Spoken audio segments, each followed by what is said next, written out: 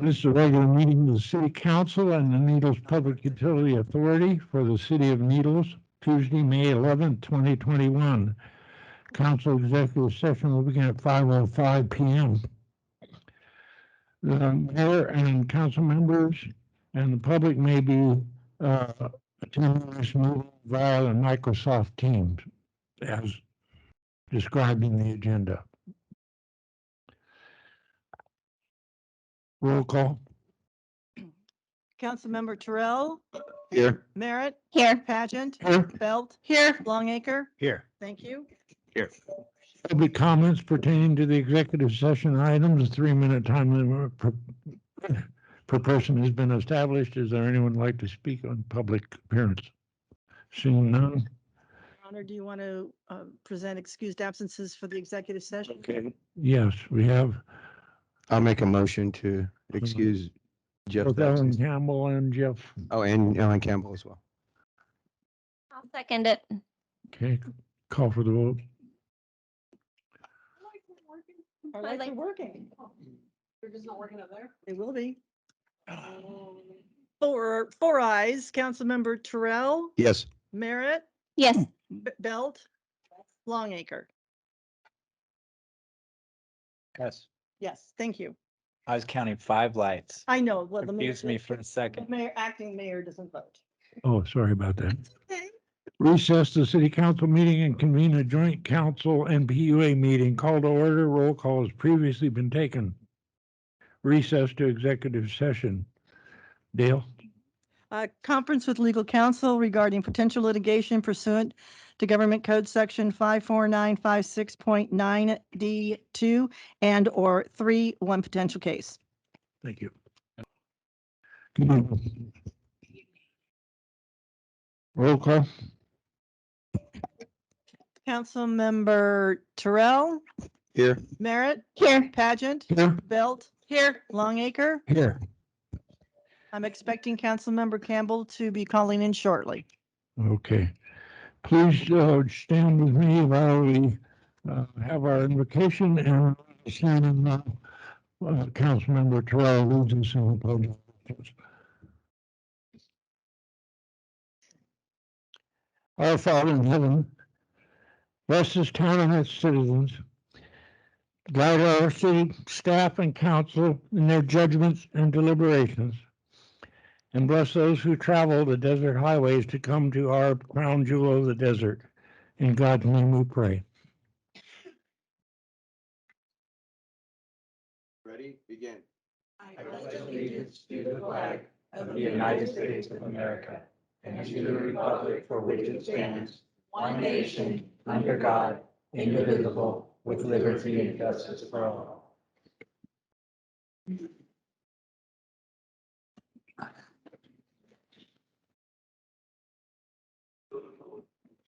Approval of agenda is a motion. I'll move to approve. I'll second that. All right, call for the vote. We have a motion by Councilmember Belt and a second by Councilmember Terrell. Call for the vote. I think everyone voted. 4 ayes, Councilmember Terrell, Yes. Merritt, Yes. Belt. Yes. Longacre. Yes. Thank you. Conflict of interest. Do we have any conflict of interest to report? Seeing none. Correspondence. Is there any correspondence? No, Your Honor. Seeing none. Introductions. Welcome members of the Planning Commission. They're here to discuss one of the items coming up, and Attorney Beard. City Attorney, parliamentary procedures. Yes, Your Honor. First, I just want to briefly report out from closed session. The council met in closed session. Item A was conference with legal counsel regarding potential litigation pursuant to Government Code Section 54956.9 D2 and/or 3, one potential case. There was no reportable action. In addition to that, just to go over the rules of parliamentary procedure that pertain to this evening's meeting. The first rule is that the mayor or presiding officer is responsible for the maintenance of order and decorum at all times. No person should be allowed to speak who has not first been recognized by the chair. All questions and remarks should be addressed to the chair. A council member once recognized shall not be interrupted while speaking unless called to order by the presiding officer. No member shall be allowed to speak more than once upon any one subject until every other member choosing to speak thereon shall have spoken. Public members attending council meetings shall observe the same rules of order and decorum applicable to the council. Thank you, Your Honor. Thank you. Have we heard yet from Saipan? No, Your Honor. All right, we'll go ahead and skip item one until we get telecommunications established. This is item number 2, interviews and possible appointments to fill one vacancy each on the Board of Public Utilities and one on the Cemetery Advisory Board. I'm wondering, are the two people here, Lori, are you here? Okay, Ed Brown, or, is that right, Ed? Yes. Yes, please come forward. I'm asking you to come forward because I haven't met you and I'm so impressed with what I read here that I wanted to see who this person was. And I thank you very much. Thank you, sir. Any questions from the board members, council members? Would you like to just tell us a little about yourself? Sure, absolutely. My name is Ed Brown, and I retired here in Needles in December of 2019, my wife and I. And we lived in kind of the LA area for a number of years. We have 3 grown children and 7 grandchildren. I'm obviously Mr. Moffat's neighbor up on Parkway, and he's great friend of mine. Been very accommodating. We love the community. We love the people in the community, how friendly the community is. And we're happy to be part of it. Career-wise, I've spent pretty much my entire career in the aerospace and defense business. I served a tool and die apprenticeship, which started in 1978, and subsequently just continued on. I've done everything from project management of large nuclear shipping containers to parts for the F-35 that flies now, a lot of commercial aerospace stuff, Northrop, Raytheon Missile Systems, Tomahawk Cruise Missile. So I've been involved in quite a few pretty intricate systems, building a lot of, it's all pretty much driven as machine parts, but I visited all those facilities. I was the president of 2 companies, one which was my own company that I had for 13 years. Also for Lori. All right. We did a presentation for NPOA recently, and this is basically the same presentation that we did for NPOA. We have done the audit of NPOA for the year ended June 30, 2020. I have on my screen, I've got the financial statements for 2020. We did a PowerPoint presentation for NPOA, which was, I don't know what's been presented to you in your package. They have that PowerPoint presentation. Okay. That's probably the simplest way to get through this. Let me just open that up on my side.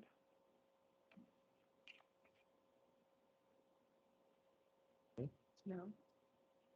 Do we have that PowerPoint? Yeah, it's in the. It's only 11 slides. The first one is a cover page. We don't have it.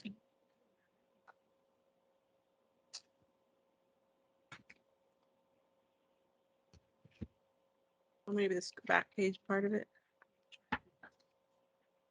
This one? Go to this page. It's like 3 from the back. Okay. 4 or 5 from the back.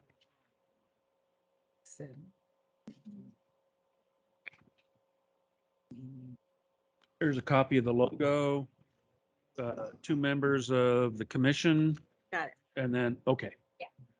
Thank you. We all have our PowerPoint in front of us. Thank you.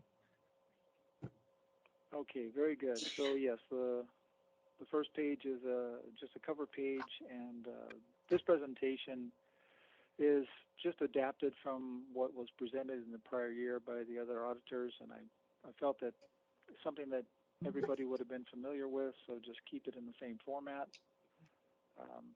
The second of the 11 pages is just sort of like a transmittal.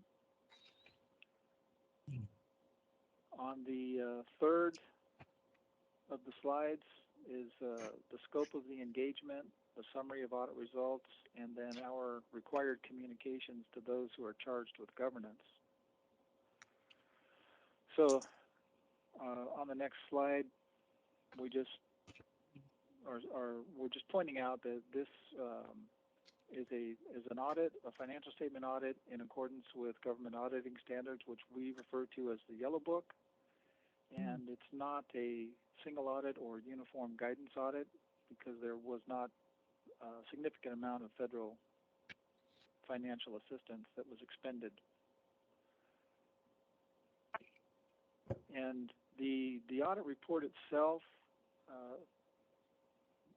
on the next slide you'll see we have the audit results, significant changes, and significant adjustments. What we wanted to point out. The audit results on the very next slide is we've got an unmodified opinion, which means it's a clean opinion. It was done in accordance with government auditing standards. And we're basically saying that the numbers that you see in the financial statements are fairly presented. There's no material differences that have not been adjusted. We did point out on this slide at the very last point there that we did assist in doing footnotes and putting together the combining schedules and the financials. We just have to point that out because it's an independence risk that we have to address in our working papers. And it's important to point out that the NPUA management does review and approve and accept responsibility for the financial statements. I can tell you that there was a lot of communication back and forth with Sylvia and Barbara, and I'm very sure that NPUA management has reviewed and approved these financial statements in detail.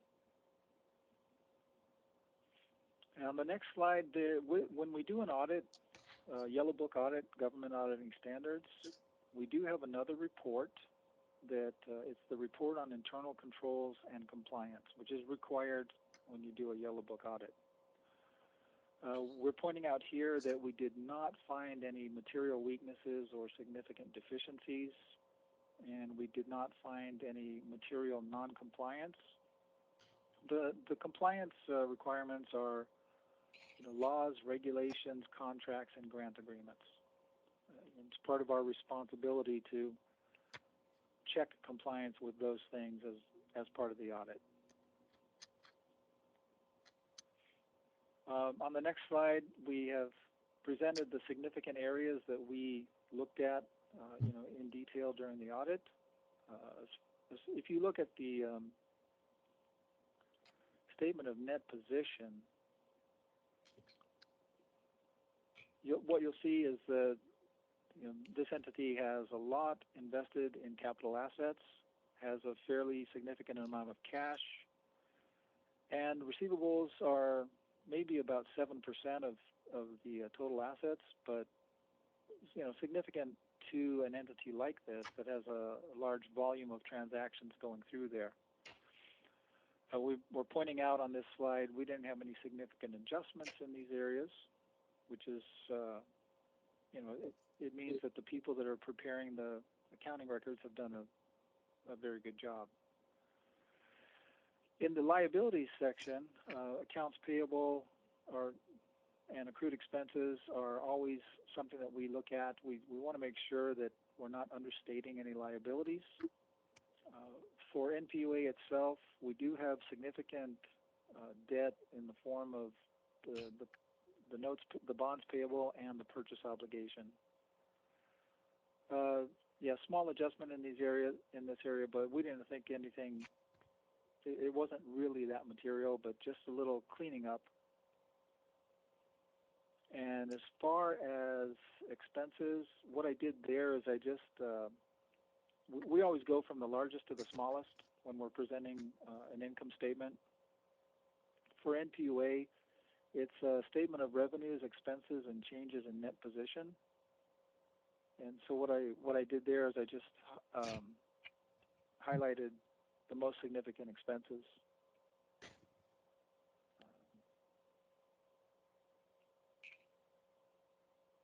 All right. Now, what did I do with my presentation? Okay.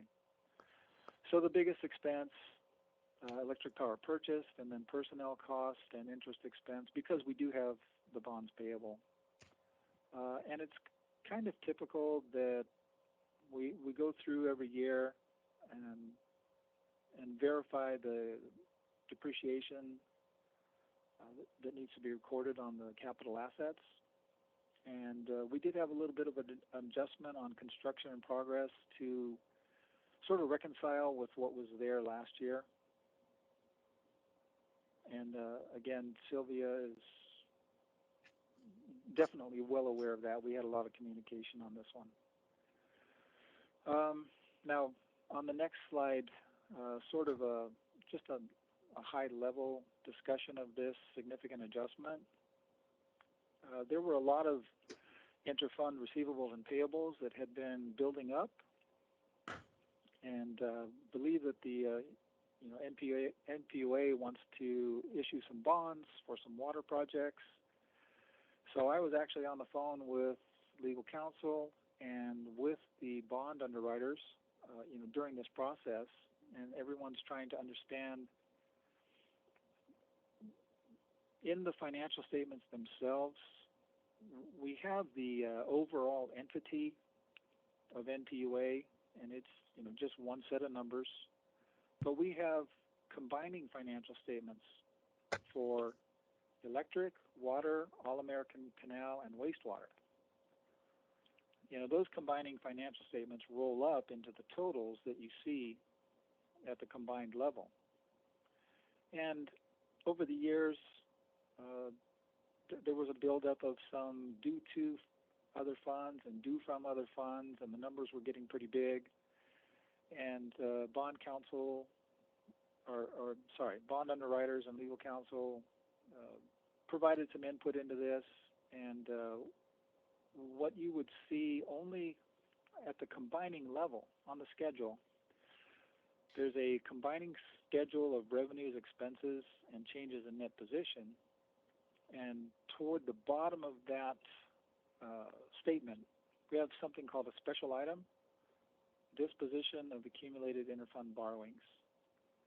And this was really a cleanup of all of this due to and due from. What happens is we have to adjust each fund to clean it up, but in total, it zeroes out. It has to zero out between all the funds because it does not really have an impact on NPUA as a whole. But by doing this cleanup, really, I think it paves the way to move forward with the bond issue. So it was it was a necessary cleanup, and just wanted to point it out because when you look at the combining schedule, the numbers are kind of big. At the overall level, it's zero. Now, on the earlier slide, I had something that said SAS 114 required communication. So we actually issue a separate letter to the board, and that communication has a lot of required elements. And this is actually the last slide in the presentation. These are the elements that we have to communicate to those who are governing NPUA. Just reiterating that NPUA itself is responsible for the financial statements. We did want to point out,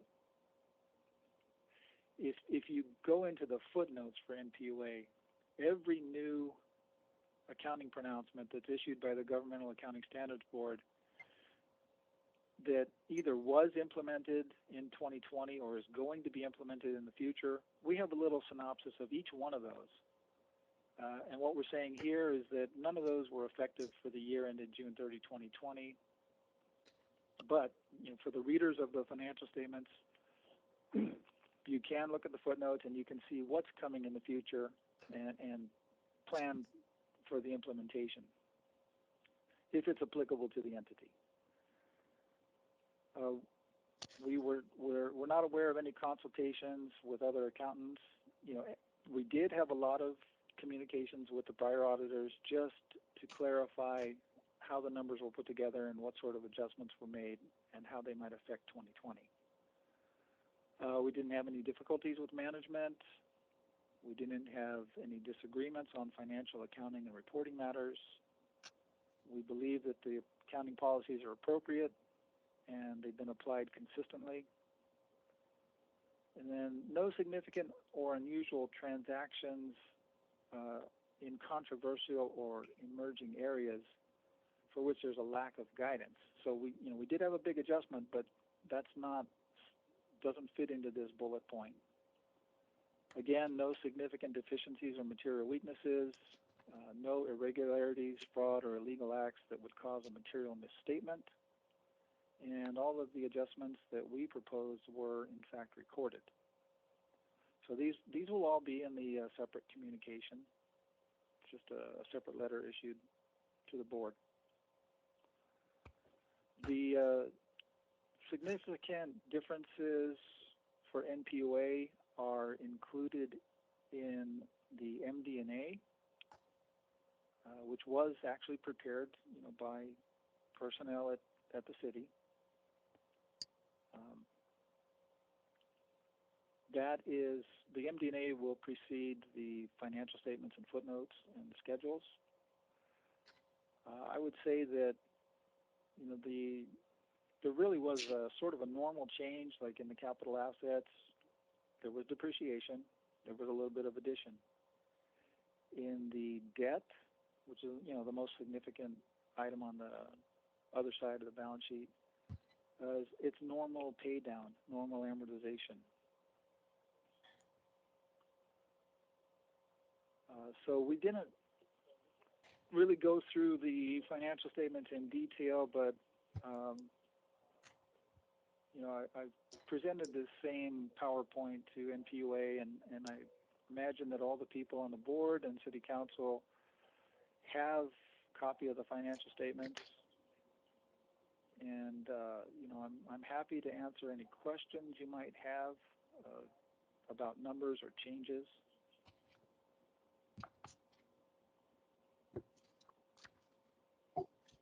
Excuse me, Your Honor. Councilmember Campbell, have you joined the meeting?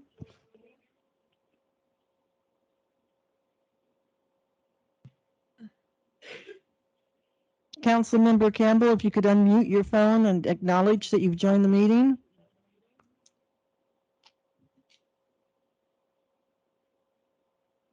Okay. Oh. Councilmember Campbell? Yes, Oh, okay, great. I just wanted to include you in the roll call. Thank you very much. okay, thank you. Sorry, Your Honor. That's it. Yes, so for Yeah, agenda Dale, item. that's all I have. Oh, thank you, Dave. At this point in time, if you have no further discussion. Any questions by the council? Yeah. For Dave? If not, thank you for, we have questions from the public? Seeing none? Yes, so I have a question. This is Ruth Besser Lopez. It's not a question, it's more of a comment that I find that the sound control on the speaker is inadequate. And it's almost impossible to hear him as far as through this application that you're using to broadcast to the public. And so I want to put it on the record that as far as I'm concerned,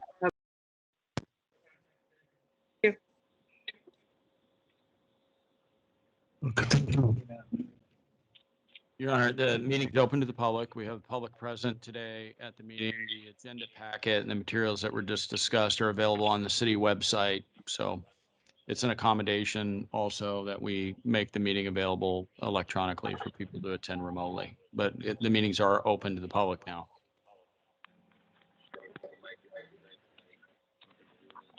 Mr. Mayor, if there are no questions, or an appropriate action would be to accept and file the audit report.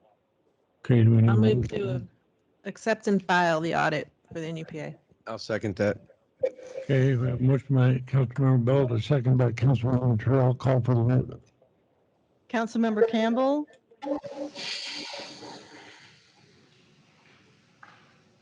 Councilmember Campbell, can you unmute yourself for a vote? I think you did unmute yourself. Okay, all right, you're unmuted now. So on the accept and Okay, file of my the, answer, yes. My answer is yes. thank you. Five ayes, Councilmember Terrell, Yes. Campbell, Belt, Yes.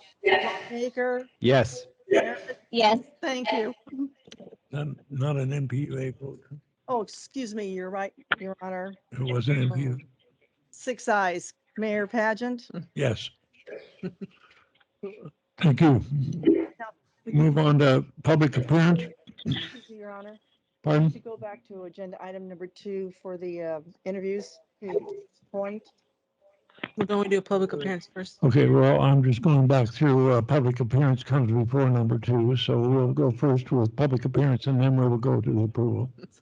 All right, thank you. Public appearance. Persons wishing to address the city council on subjects other than those scheduled are requested to do so at this time. When called by the mayor, please announce your name and address for the record. In order to conduct a timely meeting, a 3-minute time limit per person has been established by Municipal Code Section 2-18. Amendments to this California Government Code Section 54950 prohibits the city council from taking action on a specific item until it appears on the agenda. Mrs. Beard. Good evening, Mr. Mayor, members of the council. I just wanted, Barbara Beard, 213 Safari. I just wanted to thank each and every one of you for opening the doors to the chambers again so we can all be present as one big happy Woohoo. family. Thank you very much. Thank you. Glad to see you, Barbara. Sean? Council and beloved mayor, I agree and concur with Miss Beard. I'm here. Excuse me, those on the phone, could you please put yourself on mute? Thank you. Darn dogs. I'm here on a different note. Thank you. Sean Gumson, 1406 Bailey Avenue, Suite E. I'm here to express my continued dissatisfaction with certain members of staff to welcome and assist new businesses and investors of the city of Needles, other than cannabis industry, in my opinion. I have volunteered and committed my time to promote economic development since I got off council within the city of Needles. It breaks my heart to hear the continued negativity about how hard it is to do business within the city of Needles.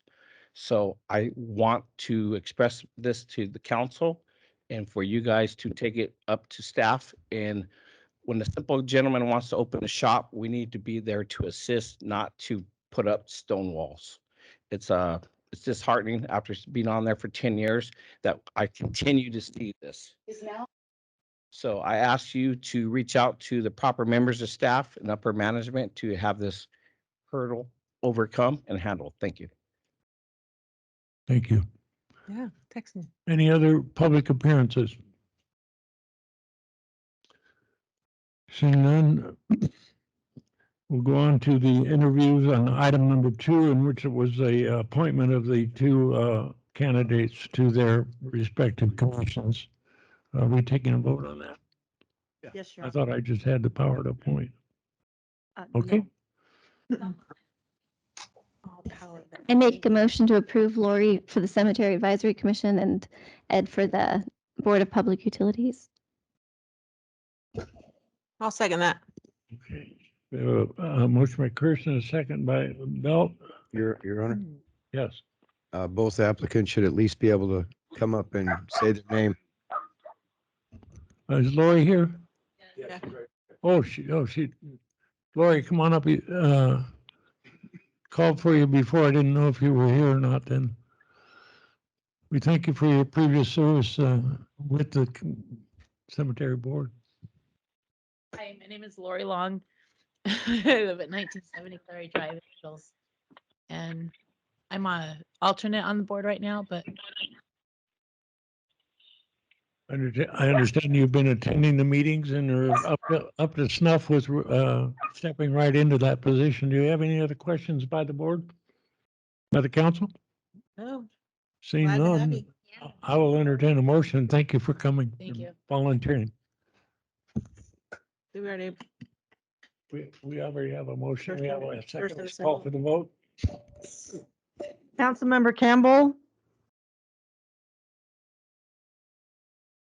Councilmember Campbell, please unmute.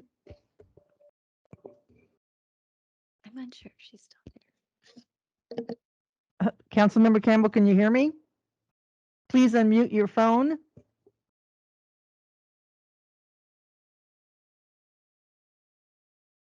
Okay.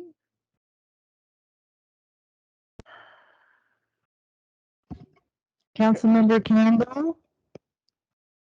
If you can hear me, please unmute your phone. We cannot hear you. she said she ain't got time. I for this. unmuted.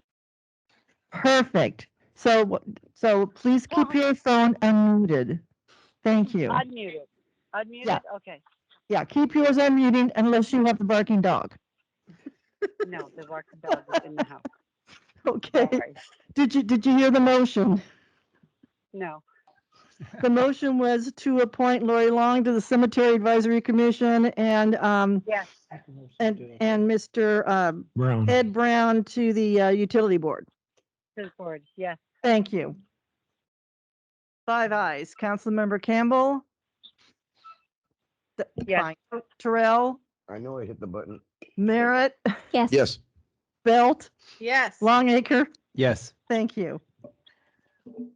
And now Rob Rath, I know, has been waiting to hear this.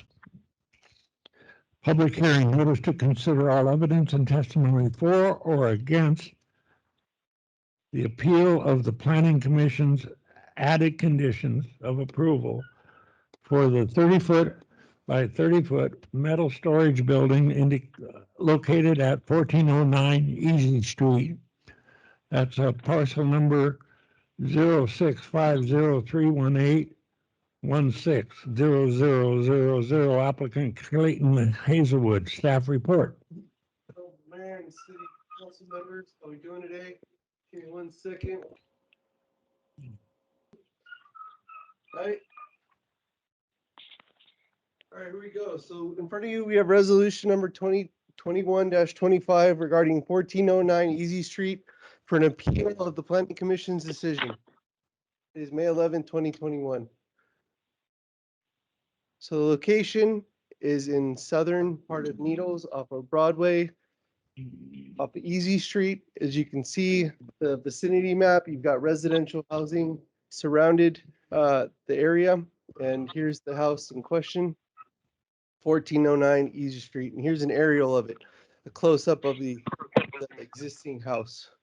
So on April 7, 2021, the Planning Commission considered a request from Clayton Hazelwood for a special use permit for a metal storage building, 30 by 30 by 12.5 feet tall, totaling 900 square feet. So the site is approximately 1.25 acres, includes one dwelling unit with an attached garage, one attached dwelling unit, and a storage building that was built without land use approval or building permits. 1409 Easy Street is located in the R1 zone, which permits this kind of use through a special use permit. So the planning commission voted 3-1-1. Commissioner Beard abstained. Commissioner Dressler voted no to approve the project with the added conditions of approval. The additional conditions of approval were a result of the determination of the black gray metal storage building not in harmony with the area which it is located. So the added conditions by the planning commission were the stucco application to the two walls visible from Easy Street with the north and west walls in a color that matched the walls to the existing building, and then the paint the garage door to match the existing building color. The roof is the same color. So we received, and it's in your folder, the appellant's appeal, and this is the appellant's statement. The roof is in the same color of the house. The walls in the garage are gray, also the same color as the house, and the garage door is on order and is the same color of the house.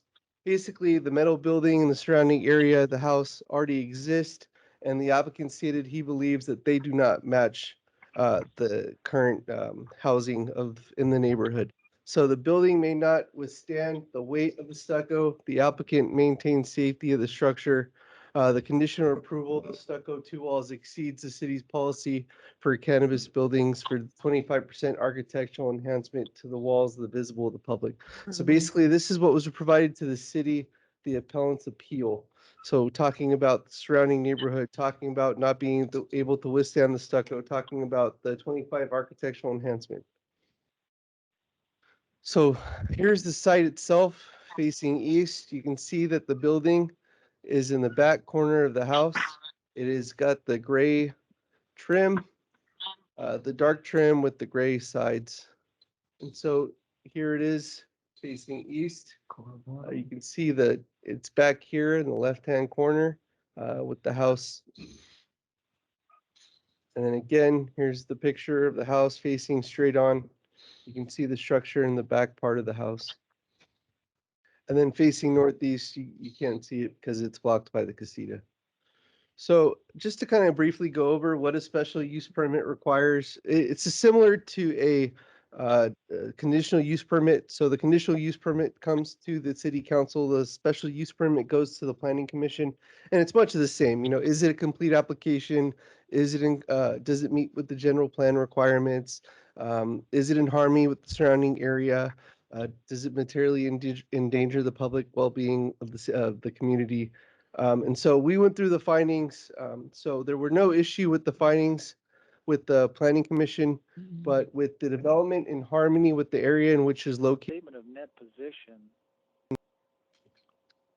Planning commission that they do not believe that the structure itself, steel building, is in harmony with the surrounding area.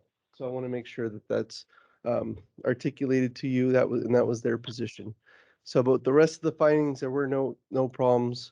So, you know, no public health issues or anything of that nature. So there were additional conditions of approval applied to the project. So it's got to meet all the state, federal standards. Use of the facility cannot be for commercial. You can't be running a business out of there. And then we had put that no additional requirements for masking and building exterior be provided because we believe it's blocked from the side. But that was staff's recommendation, and that was not what the planning commission sought. So it's important to articulate all the information. So we provided some alternative actions for you. Basically, adopt the resolution upholding the planning commission decision, adopt the resolution overturning the planning commission's decision, amend the resolution overturning the planning commission decision and approving the steel building with the modifications of the 25% architectural enhancement, or provide other directions to staff. The staff is going to go with the original recommendation that was provided to the planning commission that this be approved without the existing added conditions. And I'm available for any questions that you might have. I do not believe the applicant is on the line, and we do have members of the planning commission here with us tonight. Your Honor, Yes. This is a brand new house, right? He built the house and then built a metal garage behind it? I'm sorry, Mr. Mayor. Yes, please go ahead. Significant expenses. House existed, they did do extensive remodeling to it, Okay, but the garage is completely new. okay. So he remodeled the house. He's gonna live in, someone's gonna live in. And we're asking to put a stucco facade on 2 walls, top to bottom. Do we even have a rule for residential metal buildings? Because I know you said cannabis was 25%. They're asking for 100% on 2 sides of the building. That's a little ridiculous. So it meets the steel, the requirement is a 25% architectural enhancement that's been provided for steel buildings. And so that's just across the board. All steel So, buildings? yeah, all steel buildings. So, And when you say harmony, the planning commission says it's not in harmony. Isn't there a giant red barn like half a block from here? Correct me if I'm wrong, right? Mr. Pletcher's big barn's up there. Beautiful barn. What's the difference between that building and the barn? It's not metal. Not metal. Okay. But once again, we don't have any rules for residential metal buildings with a facade. Show me where it is. We don't have that, do we? Yeah. Saying yes, we do. Yes. so we do, it's the architectural enhancement requirement. The 25% is for any steel building. And so every applicant that's come forward to the planning commission, because you're right, the council doesn't see the special use permits because it goes to the planning commission, and the planning commission, and what I mean by that is the residential applications for an entitlement to have these type of buildings occur at the planning commission level. The reason why you're seeing it tonight is because the applicant has appealed the decision that the planning commission made, and I'm sure you understand that. I would appeal it too if they told me I needed to stuck up 2 whole walls of my building when only 25% are needed to be done. I'd appeal that as well. Once again, are we being a homeowners association? I'm gonna paint my house in the next 6 months. Do I gotta pick the color the planning commission chooses? Or what's in harmony with my neighborhood? That's a little ridiculous. I understand building without a land use approval and building permit. Fine, former Counselor Hazelwood should know better. He's probably gonna get fined for that. But we're telling him what color to paint his garage door. We're telling him he has to have half of his garage stucco and the other half not, because can you go back to the aerial? And zoom in on that property? How many people are really gonna complain about that garage? Is there a lot? Is his neighbors, I mean, from what he says, his neighbors aren't mad.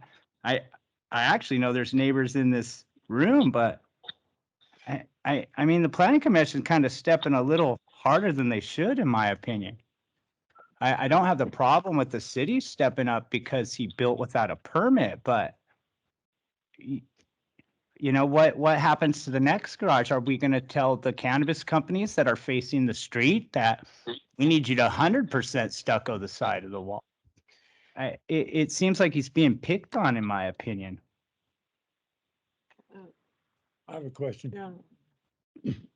Has the building inspector inspected the building, and does it meet the state, federal requirements as listed in the planning commission's recommendations? So at this time, the building official has not been to the site, but after speaking with the manufacturer, there would have to be modifications to the building if he were to stucco the building. So there would have to be modifications to it. Your Honor. Yes. Please Yeah, go ahead. That was going to be my question, was, is the building as built by the manufacturer? Because it's a pre-assembled, it's a kit you put together, basically. Will it withstand 1.5 inches of concrete on 2 sides of it based on its current design and how it was built? by the manufacturer's orders. I mean, it sounds to me like we're about to ask him to put 2 inches of concrete, inch and a half of concrete on 2 walls.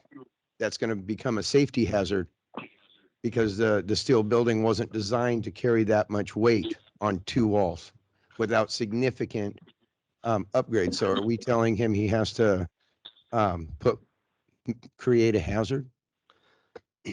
So at this time, if we were to require the individual to put stucco on the building, it would not support the building currently in its current state that's currently built would not be able to support that.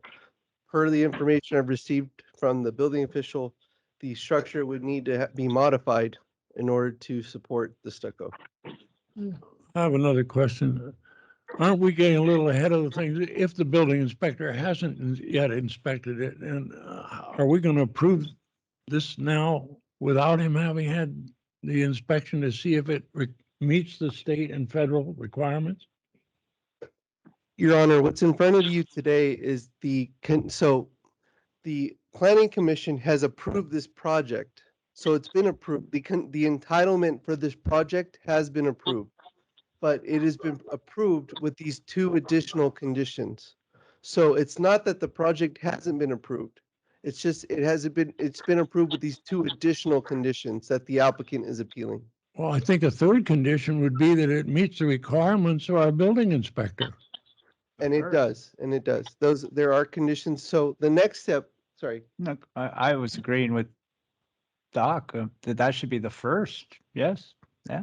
So basically, in a perfect world, an applicant comes to the staff and says, "I want to put up a steel structure," and we say, "Okay, where would you like to do it? Is it commercial or residential?" And so, if it's residential, we give them a special use permit, and so we guide them through the process. We take them to the Planning Commission, and then they get the entitlement to be allowed to build that structure. And after they've been entitled or allowed to be able to build that structure, then they go get a building permit from the building department. 2020. Use permit. So if someone wanted to build a auto mechanic shop using a steel structure, you would go through that process. You'd go to the city, you'd get the entitlement at the Planning Commission, then the City Council, and then you go get your building permit. That's not what happened here. So what happened here was the applicant had gone and built the building and then came to the Planning Commission with the application in the city's hands, decided to go ahead and build it because of family reasons that he had, personal family reasons. Yes, please. I just want a clarification question. So it says 25% architectural enhancement. So why 2 walls of stucco, not just one? That's just a clarification. That'd be a question you have For to the ask Planning Commission, I'm sorry. Can I ask a question? One wall would be 25%, by the way. Yeah. Can I ask a question? Yes. When did we say that we needed 25% on, or has that always been an ordinance on homes versus commercial? It's strictly steel structures. It's But- across the board. But it hasn't been differentiated between commercial and residential? It is not. If you recall last week when we talked about steel structures, we talked about how regardless if it's commercial or residential, that it requires a 25% architectural enhancement requirement. So as you remember, the gentleman who wanted to open up the water sports next to Wagon Wheel in that area, the gentleman had to do architectural enhancements, and it was an aquamarine shop. And so so regardless of what kind of business it is, we have that requirement of the 25% architectural. But even when it's not a business? Correct. At this time, that's currently what's in the code. And I think another thing we should look at, pardon me, and I'll call you, just have that, let me say one more thing and then I'll back off. Yeah, that's. We are going to be discussing metal buildings later on in this meeting, and it may even become the point that all of this Is mute. 1 month from now may not even need a special use permit. Absolutely. So I just feel really good if I knew our building inspector had seen it and it passed the requirements that we put, Council have meeting the federal, state and local codes. And I'll stop with that. And go ahead, Tim. If I remember correctly, the guy who was gonna do the marine repair shop, we didn't require him to do any architectural enhancements because it was an existing steel building. Your Honor.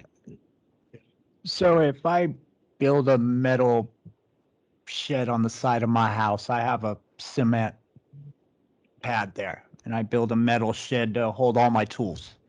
I have to put 25% stucco around that metal shed? It depends on the size, as the building official pointed out at the planning commission. If it's 200 square feet or more, then you'd have to go through the building process. But if it's smaller than that, Great. I just wanted to,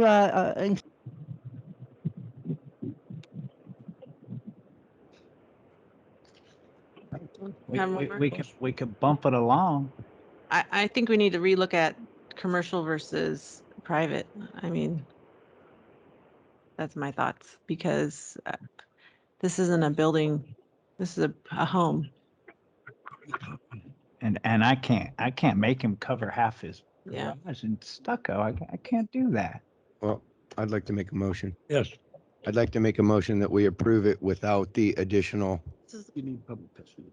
Oh, sorry. Public comment, please. Wow.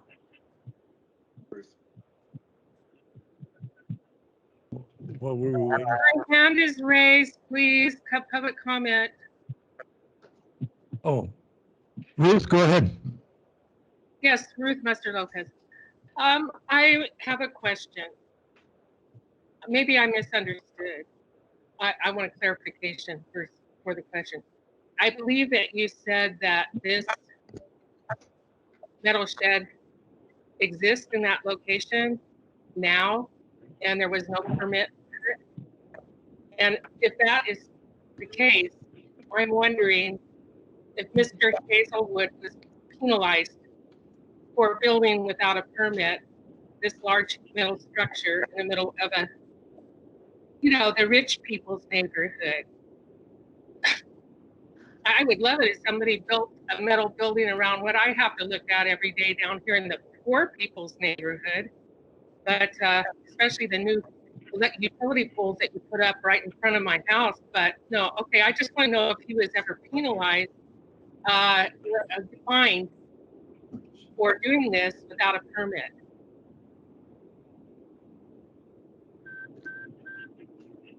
Your Honor, yes, he will be penalized at the point where he comes in to get a building permit. He will be required to pay double the fine. In addition to that, the building official will be reviewing the work that's been completed. And if the building wasn't built to withstand or built correctly, he will ensure that the building is built correctly to ensure the public health and safety of that structure. Yeah, Sean? Thank you, Your Honor, Counsel. Mr. Terrell was correct. That place on Vine Street, it was the same thing, was from Planning Commission. They put on the 25%, but this council, when I was on it, said no. It's dependent on the type of use, the location, and if there's any complaints by the neighboring neighbors. I know I'm not for or against this, but let's have some consistency. And I don't think we have anything on record for a complaint from the neighbors. And for two, it's about location. You can't require every location to have 25% compared to if it's on Broadway's understandable. This is out, the three surrounding neighbors have not said one word. So, I mean, we got to have consistency and move forward with, it's got to be a case by case. I think when you guys come later, I don't think you can stay just set in stone. It's about, like anything in this town, I've always said it's about location. So thank you. Thank you. Are there any other public comments? Seeing none? I'm sorry, what? Your Honor, can I make a statement? Councilwoman Ellen, am I allowed to speak? To point out, Your Honor, that my recommendation would be that the planning commission members not speak because it is. Right. Okay. Yes, Ellen, go ahead. I'm not speaking. I just wanted to speak to, This. So, anybody who gets caught building without a permit and bypassing the city is absolutely dealt with when we catch them. And we have had conversations going on in place as to how we will move forward with this in the future to discourage people from behaving that way. So I wanted to tell her emphatically, yes, it was dealt with and it will be dealt with in the future for anyone who thinks that they can build without getting a building permit, because they can't. I just wanted to say that. Thank you. Thank you. Well, they just did, Alan. They just did, and he's a former It's councilman. okay, Grace, Order, Grace, order, it's order, over. order. It's over. Order. Sorry. Okay. Any other comments by the council? Okay, we'll entertain a motion. Okay. Your Honor, I would like to at least announce for the record that there was a letter of recommendation approving, in her opinion, Mr. Hazelwood's metal storage building by a local resident, Kippy Polson. And that was in our packet. Correct. So everyone's had a chance to read the letter. Mhm. Correct. Okay. Now we'll entertain a count. Okay. I'd like to make a motion to approve, it'll come to me in a second.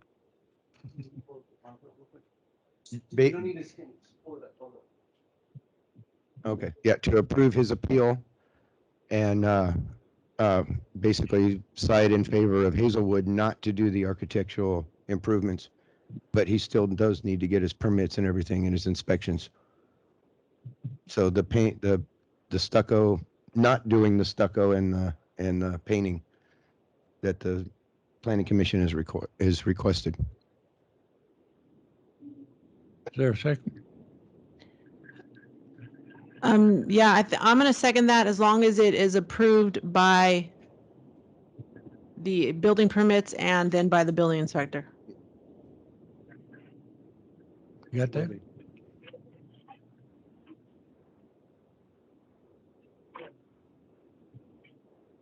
Got that? Mhm. Okay. Call for the vote. Oh, wait a minute. We have a motion by Councilmember Terrell. Terrell. Phone, we cannot. Member Bell. Correct.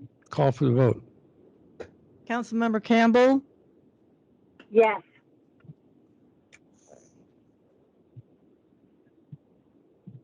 Councilmember Terrell, Yes. Councilmember Merritt, Yes. Councilmember Belt, Yes. Councilmember Longacre. Yes. Thank you.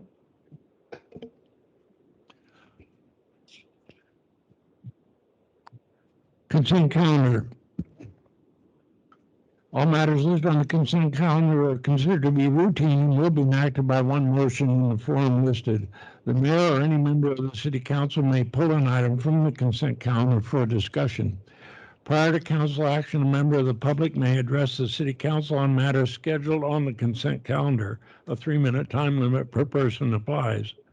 Recommend action and approval items 4 through 9 on the consent calendar by affirmative roll call vote. Your Honor. Yeah. I'd like to pull 6, 7, and 8. Okay, Councilmember Terrell wants to pull 6, 7, and 8. Can I end at 5? I want to see 5. Councilmember Bell wants number 5. Okay, do we have a motion for items 1, 2, 3, 4, and 9? I'll make that motion to approve. I'll second it. Okay, we have a motion by Councilmember Terrell, a second by Councilmember Campbell. Call for the vote. Councilmember Campbell, Yes. Councilmember Terrell, Yes. Merritt, Yes. Belt, Yes. Longacre. Yes. Thank you. Item number 5, Councilmember Bell.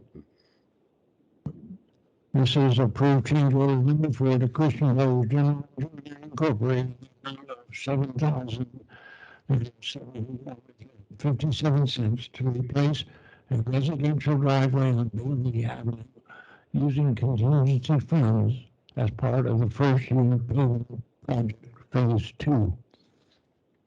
Yes, Mr. Mayor, Councilor Belt, members of the council. When we were paving on Bailey, and in combination with the sidewalk we put through there about 3 years ago, the angle of approach to that position. So, but the rest of the was too steep and they were bottoming out. So since we created the problem with the sidewalk and the street connection, that we replaced a section of the driveway to make it to where they can get in and out of their house without bottoming out. Will this, how will this on flooding, any, What's that? when flooding or water running through there? There shouldn't be. There shouldn't be any issue No, with that- it pooling? No. Because it's still at a level that the water can pass Can through. you run? Yeah, so we did it. We tilted the driveway. This. You didn't change the street, the curb, sidewalk, or gutter, you just lowered the driveway. a Lower little the bit. driveway down? Okay, Right. got it. And that worked. Okay. Okay. Okay, cheap alternative. Is this in our set aside funds? What's it called? Our Contingent. contingency plan funds Yes, cover? yes. I'll entertain a motion. I'll move to approve. I'll second that.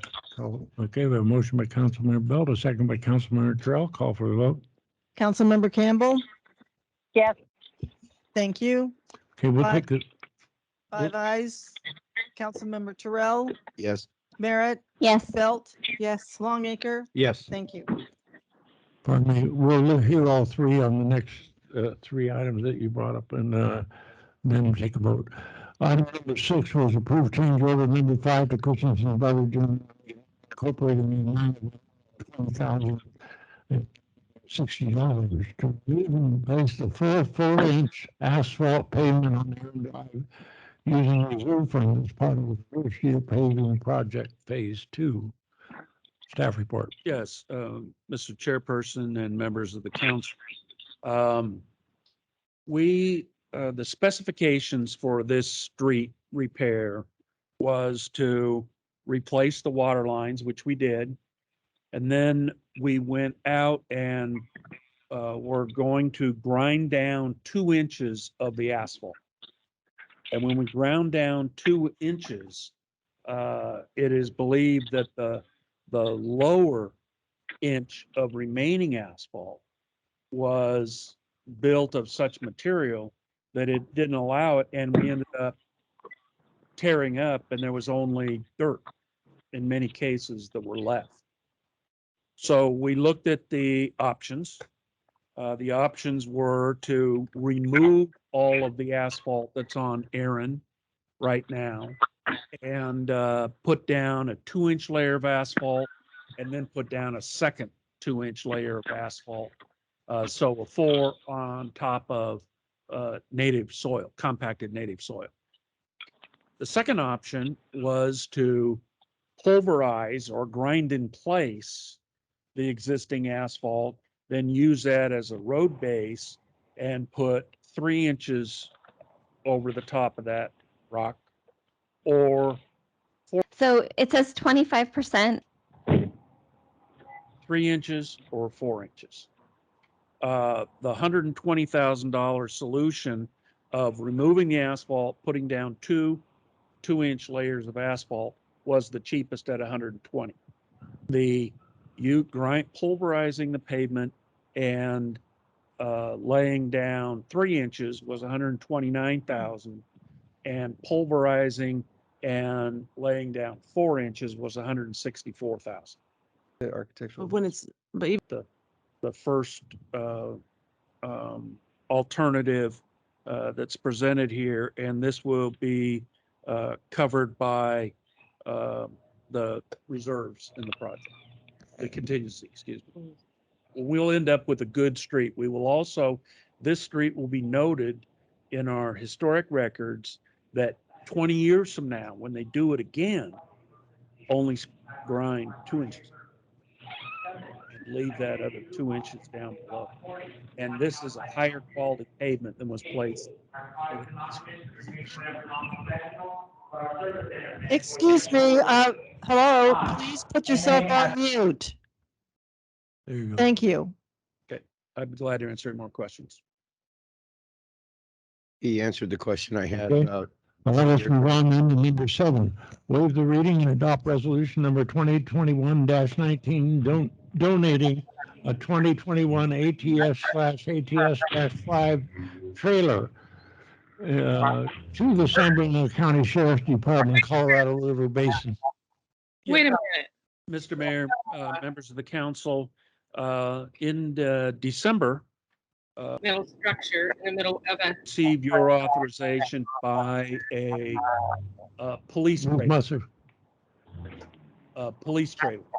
And that trailer will have a big reader board on it that we can put. Ruth, can you please put yourself on mute? Thank you. why didn't we get to ask any questions about that pour that he's going to do? The pavement. Then I had my hand up. Can we go back to that? That's, I would just like to know if he considered the option of putting that out to bid rather than using it. I mean, that's a lot of money for a little driveway fix. Is that the one he was talking about, that driveway? Yeah, it was put out to bid. No, I thought it was part of the larger project. Why It can't you is. get a That was- separate project and put it out to bid? That's a lot of money for a little fix on a driveway. You could pave the whole ground. All right. Potholes coming up here, they're gonna wash out the first rain that you just filled in with dirt. Ruth's question, That money, the whole Grandview Road. There's 4 houses up here. You guys can't, you just put dirt into those potholes, they're gonna wash out, but you can it will be dealt with in the future.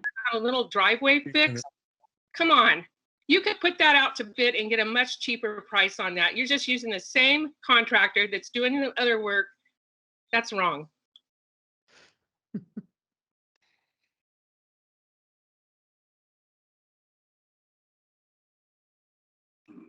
Thank you. Okay, back to the trailer. Yes. The council approved us buying a trailer that the sheriff's office requested. It's a reader board, so we can put like traffic accident ahead. It also has a speed warning, so we can put in a neighbor The stucco not doing. speeds are in comparison to the Yeah, I'm gonna second that as long. speed limit. And so what the request now is, and we have the trailer. It's in the parking. And what the sheriff's office asked that it be donated to them, to the sheriff's office for their use. And we would only reserve the right to use it ourselves and they've been very generous with their equipment before. Like last year when we were dealing with the overload at Jack Smith Park, they lent us their existing trailer to put up warnings of a congested area and the like. So the recommendation is to donate the trailer to the San Bernardino County Sheriff's Department. It was purchased with COPS money, which is money that can only be used for law enforcement related expenses. I'll be glad to answer any questions. Was this regarding this issue? Yes. Sean, come on up. Thank you, Your Honor. I just want to know, we should retain possession of that and do a joint use. Why would we donate it if it was used for grant money for the city of Needles and given to the sheriff's office? You just said, once we donate something, it's like we're getting a favor when we use our own stuff that was paid for under grants. Why wouldn't we retain possession of it, legal possession, and do a joint use back to the sheriff's office? Doesn't make sense to get the grant money, retain it, then they obtain it, and then we have to beg, plead, and borrow to get it back if we want to use it for our use. Should be a joint use agreement so we can use it. It's ours. The city of Needles obtained it through, we still have a police department on a record. We contract with the San Bernardino County Sheriff. I don't understand what the purpose is of giving up possession or legal ownership of it. Thank you. Thank you. You mean to answer? Yeah, you want to answer? We tilted the drives rest with the owner of the equipment. They're going to be the primary user of this, and we want the maintenance done by them. Second of all, they have not made us beg to use their existing one. They've been very giving in making sure that we have it available whenever we need their existing one. And I assume that, and we could certainly enter into a memorandum of understanding that I could draft and bring back to you that talks about joint use, but here's the captain. I think just for some clarification, in order for county employees to operate any piece of equipment, the county of San Bernardino has to be the owner of that. So this will be donated to the county. The city will remain the legal owner of it. Okay. And as explained in the item, at the end of its useful life, the city wants it back, it'll be returned to the city. Yeah. But it'll be registered in the county of San Bernardino. The city will be the legal owner. So if that answers any questions. Thank you for the clarification. Thank you, Ross. Anyone else? Oh, you want? Go ahead. When we purchased this, didn't we purchase it with this intent? Wasn't this always the idea? Okay. All right. Any other comments or questions about the trailer? Okay, let's go on to the third item on number 8. Authorize the city manager to sign the revised intergovernmental agreement between the Arizona Department of Transportation, ADOT, and the city of Needles to perform the next phase of the Needles Bridge Deck Rehabilitation Project. Bidding and construction to occur in October of 2021 and budget $800,000 in fiscal year 2021-2022 using general fund reserves with a reimbursement from Caltrans of $708,000 for the purchase for the difference of $92,000 and an additional grant from the major local highway program in the amount of $99,000 to cover the remaining cost, including the cost already extended, except for about $4,000 or so. Yes, sir. Mr. Mayor, members of the council. This is the deck on the Arizona Bridge. Our share is we are required to provide a check to Arizona Department of Transportation for our share, which is $800,000. They will turn around and send us a check for $700,000. And then Tammy Elmore was successful in getting a grant from the San Bernardino County Transportation Authority. Wait, Yeah, it was. So it's in the $2,000 to $4,000 range, which is a total of our obligation. And this is as a result of then Congressman Cook's effort when Councilor Belt took this problem to him. So our share, other than checks doing musical chairs, it's going to cost us about $4,000 to $6,000. All right, questions? No, that was they were answered. Yes.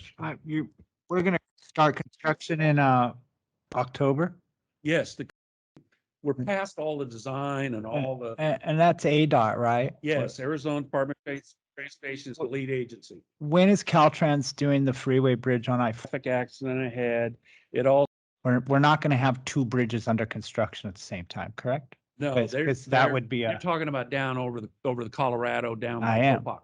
When they do that bridge, what they're gonna do is they're gonna send everybody off that Topeka exit that's going westbound and channel them through Golden Shores, come out on Courtright, come back over our bridge, our overpass to get on the freeway to keep going.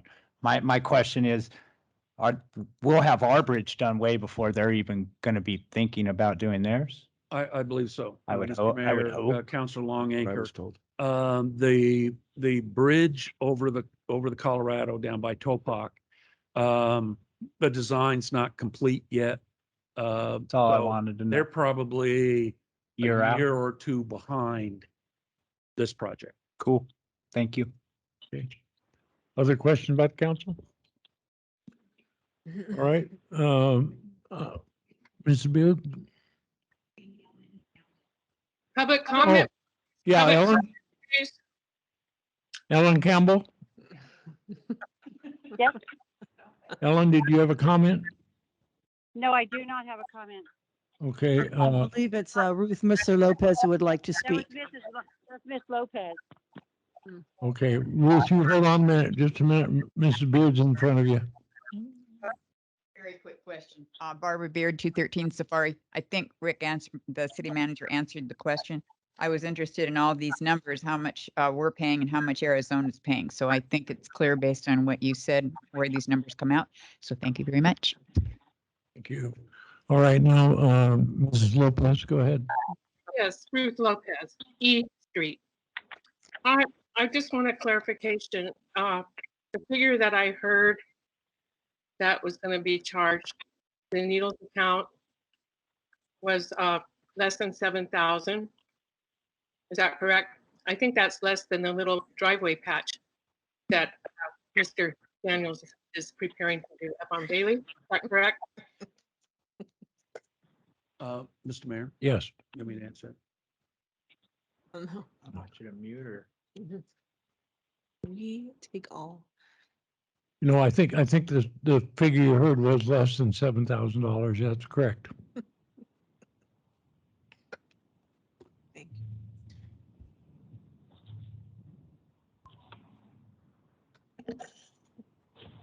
Can I make a motion to approve 6, 7, and 8 on the consent? Just a Oh, I'm minute. sorry. Ms. Lopez, are you through now?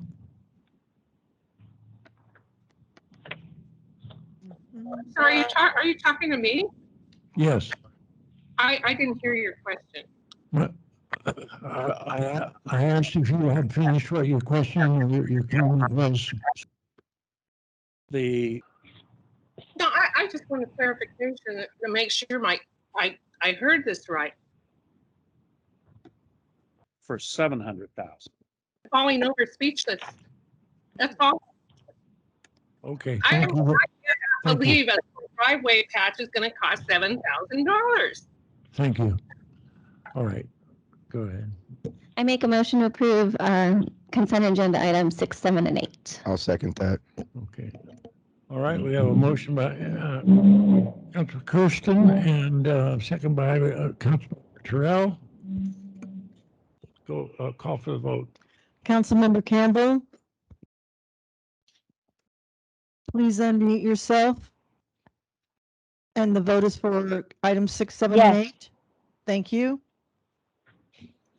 Councilmember Terrell, Yes. Merritt, Yes. Belt, Yes. Longacre. Yes. Thank you. Thank you. Regular items, end of the consent calendar. Item 10, approve the 24th Amendment to contract number 899-375 with the County of San Bernardino in the total amount of $2,985,478, providing for law enforcement services by amending Schedule A for the 2021 to 2022 fiscal year and authorize the mayor to sign the same and provide direction as to additional services. Staff report.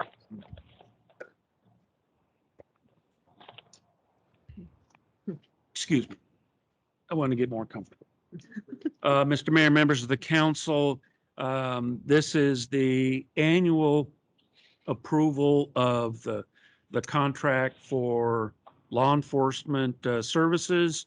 It goes up $186,189 for the same level of service as last year. And our recommendation is to approve that. You also have in your packet a request for enhanced service by adding 2 officers. My recommendation is we deal with that during the budget. So we can see, by then we should have crime stats and we should have, know what funds are available to add additional people. So our recommendation is to approve this contract for the base level of services and allow this to get in front of the Board of Supervisors for approval. I'll be glad to answer any questions. All right, questions by the council? Yes, Ellen sir. Campbell, Your Honor. Yeah, This is approving their services, and this is not adding additional staff at this point, correct? that's correct. Okay, thank you. That's all I needed. Okay. Other comments by the council? Your Honor. Yes. The 186 is pretty much the normal increase rate, right? Yes, the- Give or take a little bit. I mean, Yes, Mr. Chairman. Yes, go ahead. I'll get here. Yes, when I met with the sheriff in San Bernardino, it is wage increases, benefit cost increases. They're starting down, I think it's a 2-year program to putting cameras on officers. So there's, it's the first, it's either 2 or 3 years, but I think it's 2. And yes, this also continues to include the community, what I call community services officer, non-sworn position, to work with neighborhood groups to set up neighbor watch programs. And I'll have more to say about that later, of which the school's paying half. with that increase, you said body cameras. Are our deputies going to be wearing body cameras in this Yeah. video?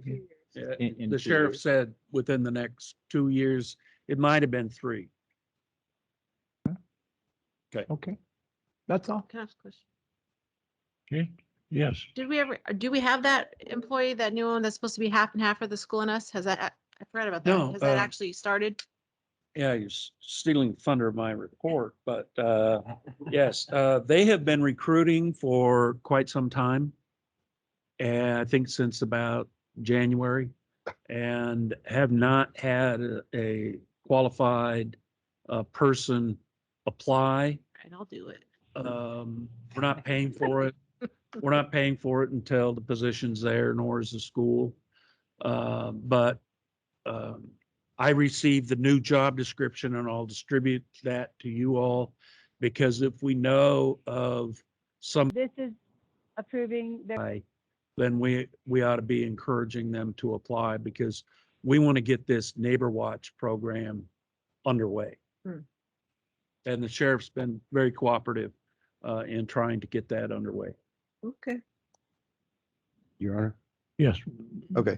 As far as the body cams goes, with a lot of the things that are going on across the country with people provoking officers or officers who are not always conducting themselves in a professional manner, why is it going to take up to 2 years to get body cams on the officers in our town? That should be a priority that should be done in less than 6 months.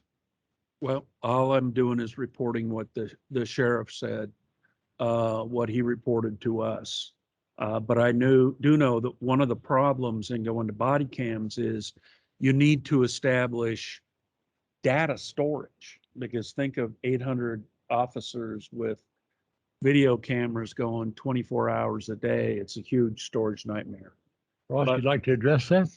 Yes. Yeah, I think to answer your question, it is a huge undertaking countywide with 2,000 sworn deputy sheriffs. Oh, 2,000.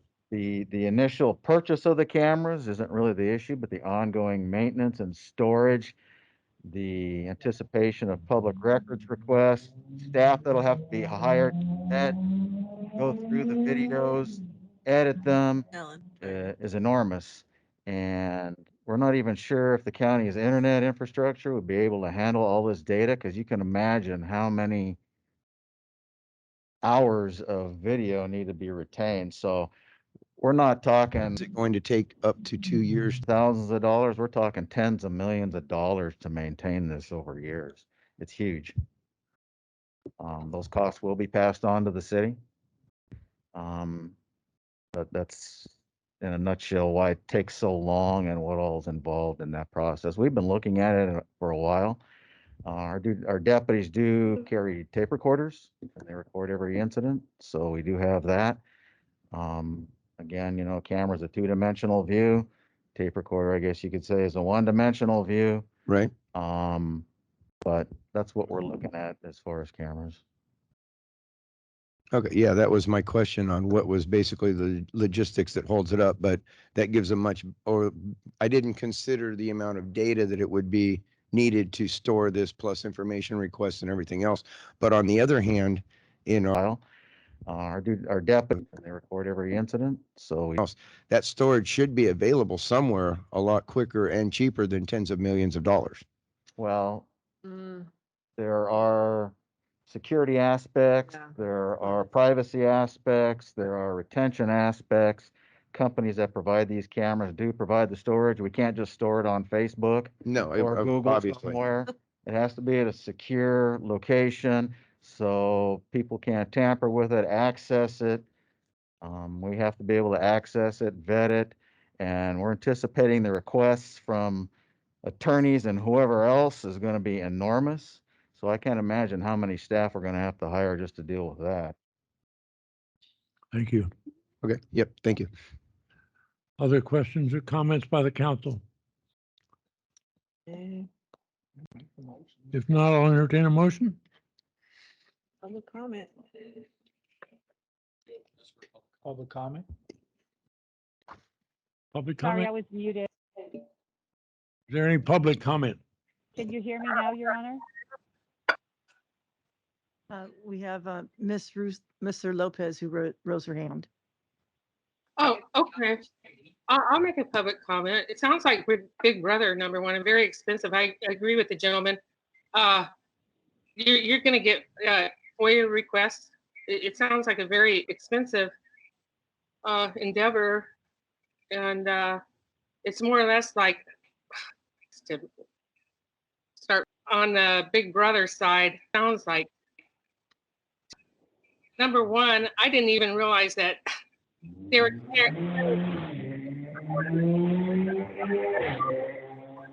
more hesitant to talk to this for fear that I would be money for these sheriffs. I don't think it's only fair that they tell you that you're being recorded. And then I just want to, I think you better really seriously consider voting for something like this, to start recording everybody and videotaping it's just, it sounds like something out of 1984 or something, which is a long time ago. You remember that book, Big Brother? You're probably too young to even know what that means. But come on, it's enough to write an incident report and get it recorded. We have to pay enough money for these sheriffs. I don't want to be responsible for all of this extra recordation and expense. I think that they should be wearing cameras if they're going to, if they're going on an arrest and turn them on, they have to have them on. I think there's already state laws there requiring that. They have to, turn their cameras on at that point. It's law already. I really don't know what the question is. I'm just gonna get off this. I don't even know why I commented on this, except that you let me, so. Thank you, Ruth. Your Honor, Ellen Campbell, I was muted. I'm trying to stay quiet and not disturb your meeting because I'm in a public place. I wanted to make a comment about Yes. body cams. I realize that it's a big expense. I realize it's a transition. I realize that there's now the San Bernardino County Sheriff's Department in general does not use body cameras, and we have a large county. But I can tell you that because I have offices in Redlands and Needles, the Fontana Police Department launched its cameras in 2017, and the city of Rialto has provided all of their frontline officers with high definition body cams. So these are small cities inside San Bernardino that are actually, in fact, using them in Los Angeles. Law enforcement. I actually have a whole list at my house because this is one of the things that I wanted to bring up in the future as to how long it was going to take and why would it take that long. And I'm not saying just for the citizens of this. I mean, I have a family with law enforcement. I have family in law enforcement, and it's for the protection of everyone. It's not for either side. It's for everybody. So it is definitely something that I would vote for in the future, and I hope that it does not take 3 years. That's all I wanted to say about that. Thank you. Thank you, Mrs. Pugh. Mr. Mayor, members of the council, Barbara Beard, 213 Safari. The issue at hand here to approve the contract, I think, is well deserved. And every encounter I have ever had with officers here, not on the phone, that are elsewhere, about the city of Needles and any issues going on and issues of my own, I've always had 100% satisfaction, and I've had quick response. And the captain's always made himself available when I needed to speak with him. The deputies in the office are always very informative when I call for questions. So I'm glad we're approving the contract. I believe that our city manager knows when there's overreaching in any of these contracts. I think he's been very accurate about that in the past, and he is approving it. He's recommending approval. And the captain is, I'm sure, not overspending on any of the items on the budget. So I thank you very much. I just want to commend our sheriff's department. Thank you very much. Other comments, other public comments? We just did. Seeing none, I'll entertain a motion. I'll make a motion to I will approve. move. Oh, I'll second. second it. Okay, I have a motion by Councilmember Terrell and a second by Campbell, Ellen Campbell. Whoever. That doesn't matter. All of us. We all want the sheriff. Call for the vote. Councilmember Campbell, Yes. thank you. Oops, Councilmember Longacre? They're coming after us. Did I not vote? I forgot. 5 ayes. Councilmember Terrell, Yes. Merritt, Yes. Belt, Longacre. Yes. Thank you. Request to reconsider the process of considering metal, I'm sorry, did I read that right? Yeah. Reconsider the process for considering metal buildings. I assume that means by the utility board. Mr. Chairperson, members of the council, at your last meeting, there was a vote taken to maintain the zoning code as it's written, as it applies to metal buildings. And that is that for a metal building alone, that it needs to get a special use permit. So the applicant identifies they're going to be using To you. skin, and they apply, and it goes for a special use permit, which requires planning commission approval only. And then for And I made a firm decision. and commercial, it requires a full conditional use permit, which means a hearing before the planning commission and a hearing before the city council. So therein lies the distinction. In that vote, immediately after the meeting, Councilor Campbell approached me that she voted, I'll let her explain it, but voted in error and wished to change her vote. The best way to do that is when a motion is made and seconded and it goes to a vote, and if you vote and you later realize, to raise your hand immediately and ask for reconsideration, which allows you to change your vote. In this case, she raised it after the meeting. I conferred with the city attorney, and the city attorney, and I'm following the process. And she is now requesting that the council vote to approve her request to reconsider her vote.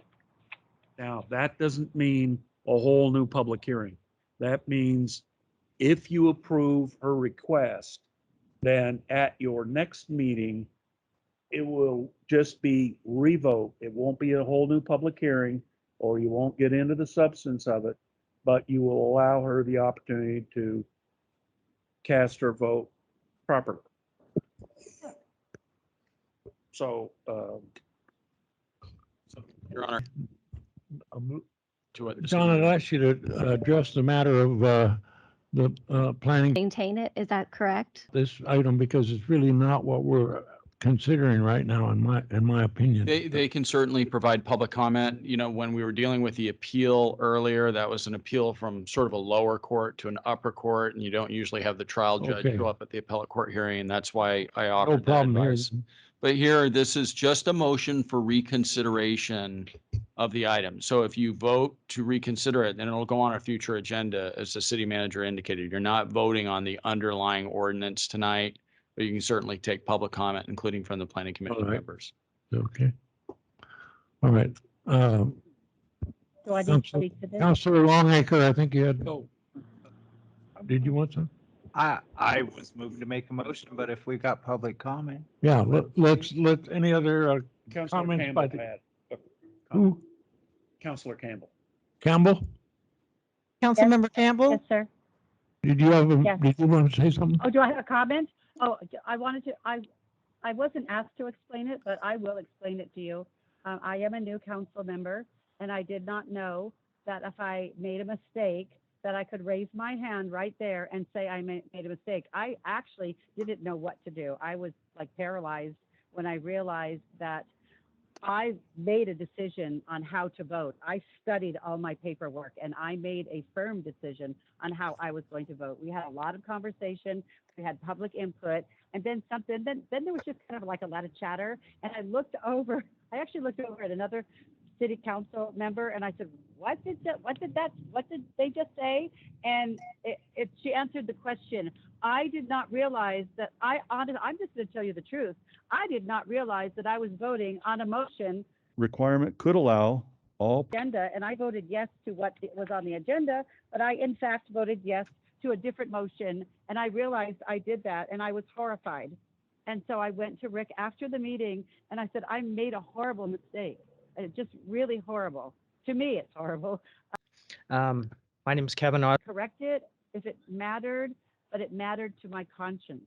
So that's why I asked the question and got the legal advice on what to do. And now I understand in the future, if I screw up, I can say so right then and there and not have to go through all of this process. So I do apologize to everyone for my error. That's all right, thank you.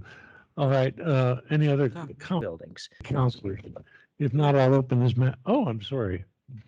I think to me, to bring this back up again, I think today's issue just kind of proves the point that it still needs to go to planning commission and then to council, because there's going to be individual, like Sean said, individual issues that come up that we are going to have to address. If your house is on Broadway, you might, and you build a metal garage, maybe you do need to have enhancements. I don't know. Each individual case, I still feel should go before planning commission and then come before the council if it gets appealed, not be streamlined at this point in time because each individual one needs to be looked at. So that's just my thoughts on it. Thank you. Mr. Mayor? Yes.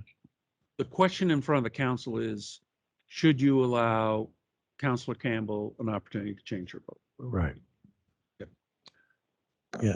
Let's go to a future meeting. If there's a future meeting and you vote to reconsider the item, then you reconsider it as a council and the council will vote again on that. With what commission? That's why I've been a little hesitant to call you guys up, probably. So we'll go ahead and open this to public comment. Can now. Well, it may be. Sorry, I just have a clarification. So the only people who can make motions on it are the people who voted to maintain it. Is that correct? Yes. In the majority. Okay. Sorry. The reason for that rule, Your Honor, is we only allow under parliamentary procedure the majority to ask to reconsider an item, because if you allowed the minority to ask to reconsider, it would Hear it very clearly. And I was ever, they'd ask to reconsider over and over again. And so it brings finality Makes to the sense. decision-making process. All right, I'll call for public appearances now. Rob, please, come on. Bob Rath, 3550 Riverview Terrace, and I must apologize, I was not available for the meeting where you guys originally discussed this. It's my mistake that I didn't come before you, 'cause I did want to speak on this. So the city has in recent years removed the requirement for metal-sided buildings to have a conditional use permit, which required both planning commission approval and city council approval. The city now only requires a special use permit, which only requires planning commission approval. This has streamlined the process, and this is for residential, that's a residential aspect of it. This has streamlined the process, and with that, there is little time involved for the process. Kevin said, we have a Schedule meetings when timing is a crucial element for the applicant. It remains important to the city and neighboring properties that the planning commission review and approve all metal sided already in the marijuana reasons. One, there are many types of grades of metal that buildings, and they didn't want to. which in some cases may not be appropriate as building siding and or may not be harmonious with other buildings on the property where they are to be built. Two, the planning commission reviews and in some cases mitigates the visual impacts of the metal siding utilizing methods such as landscaping or architectural elements.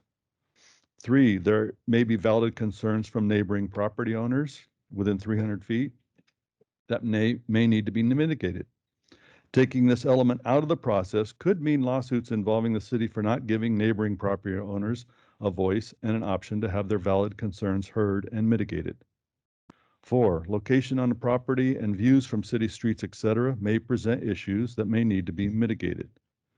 Five, removing the requirement could allow all previous special use permits to be nullified and therefore remove any and all requirements or conditions on the metal sided buildings. I feel that the process is a very important role in the city and to all of us living in the city of Needles. Thank you. Thank you, Rob. Ken? Get my glasses on so I can see. Mayor and council persons. My name is Kevin Osby. I live at 3630 Riverview Terrace here in Needles. I've been in construction for about 43 years and a planning commissioner in Needles a long time. I feel very strongly that we should continue to review metal-sided buildings. There has been tremendous growth in the amount of metal buildings being built, both residential and commercial in Needles. Some Needles residents are not happy about the continuing proliferation of the city and in all neighborhoods. We have been able to quickly mitigate most issues that have come before us. Therefore, I feel it's extremely important for the Planning Commission to continue to review these projects. We have learned there are many ways to elevate the aesthetics of these buildings as this industry has grown by using architectural enhancements, facades, elevation, bump outs, and there's also a lightweight foam that can be put on, and basically it'll alleviate the heavy masonry that has been used in the past. So there are much less expensive ways to go and still change things and give them some elevations. Facades, elevations, bump outs, etc. We can also ask for multicolors and nice landscaping to improve the look and add to Needles' character and not distract. Sometimes the projects that come to us need nothing and are already very appealing, but this isn't always the case. Recently, in the last 3 years, Needles has seen a steady increase in property values, and I think we're all happy about that. But without the Planning Commission's checks and balances, due to special use permit review, you may have some huge, ugly metal buildings that lower the neighboring property values. This is the opposite of, I think, what used ones that the city's cleanup and infrastructure rebuilds. The planning commissioners have a multitude of different career experiences, and I believe they really help create fair and impartial solutions to the myriad of project reviews brought to them. Thank you. Thank you, Kevin. Are there any other public? Oh, I'm sorry, Ms. Beard. Mr. Mayor, council members, I agree wholeheartedly with what Commissioner Rath So our recommendation, Osby just stated and what's been stated in the past as well. But as far as Council Member Campbell requesting to revote, I agree with her, although I don't necessarily like to in this particular case, because I appeared telephonically at the council meeting. And when the motion was framed, right before that and right after that, I heard it clearly. The motion, I believe, came from Council Member Belt, and I heard it very clearly, but I was on the phone. We have different reception when we're on the phone. In the room, I could hear, and right before and right after, at least 3 council members talking and at the tops of their voices.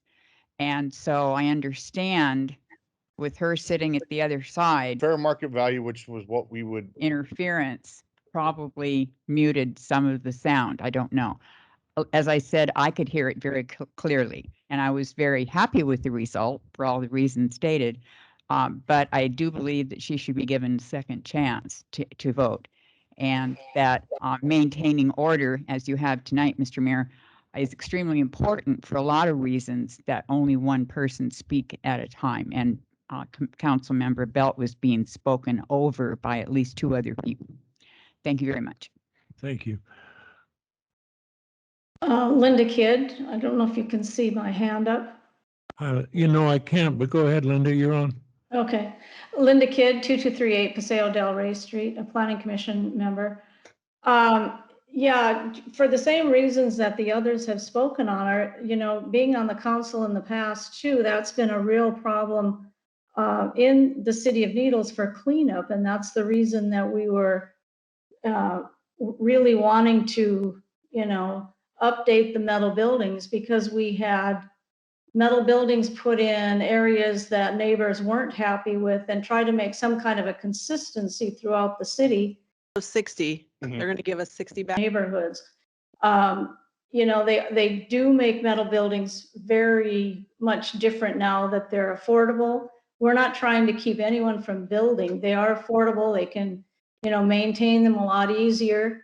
But I just feel very strongly that the Planning Commission stay involved in it, just because it's that many more eyes. And I think, like Kevin said, we have a really good Planning Commission that has a lot of life experiences in building and in business, so that we take each and every one of them very seriously and look at them individually. We're not trying to deter, anyone from building, and particularly in the marijuana business. That's where we started being really stringent, because there's still a lot of people that are not comfortable with the marijuana buildings, and they didn't want a bunch of empty, metal buildings in the community. So that's when we started, making them look really nice and putting a lot of restrictions on them. So I think that has shown to be very positive in the city. They're beautiful buildings, and they spent a lot of money to bring business here and make the buildings look right. So I just think the more people that are involved in these, that everyone has a different view and a way to enhance everything. So I would certainly support it still staying with the Planning Commission. Thank you. Thank you, Linda. All right. Thank you. Okay, we've really gone 2 ways on this one thing, but we are here to discuss whether or not we're going to allow Campbell to have her vote. So let's entertain a motion. I'd like to make a motion to allow her to revote. Okay, motion by. Could you please repeat the motion, what the motion? You're out of order, ma'am. You're out of order. What is the vote on? You're out of order. For the public's sake, please. People can make a motion. What's the vote on? Yeah. We have a motion by But Councilmember Terrell. You can vote to allow her to re-vote, right? John, I don't think. I have a question. Based on this is the fact of it's being requested by her to change her vote. Me and Longanker and I voted against that. Can we make a motion or? second a motion to allow that, or does it have to should be? the one of the other two? individuals, the motion should be made by an individual that voted in the majority. The item, if the motion passes to reconsider, will come back for the council for its full consideration. And people can stay with their vote or they can change their vote. It's a new council meeting, not a new public hearing. Right. Because we already did the public hearing, but a new council meeting. So the motion to reconsider should be made by, it was Ms. Campbell that requested it be on the agenda, but it should be made by somebody that voted in the majority. Okay, so Ellen, Tana, or Kirsten can only make the motion and second it on this matter, correct? Make the motion. Make the motion, okay. Ellen can make Right, her is own there a motion. motion? Ellen, make your motion. I move that we bring this to the next meeting to vote again. Who's this? Ellen, Councilmember I'm Campbell. Ellen, I'm sorry. You didn't Your vote, Honor, Ellen, you can't Campbell. make the motion, I'm sorry. They just told me I thought they just said I could. I'm sorry, my mistake, you're correct. And then I'll Sorry, second that. I'm sorry. The motion is made by Ellen Campbell and the second is made by Councilmember Belt. Good job. Call for the vote. That's, Yeah. Councilmember Campbell, Yes.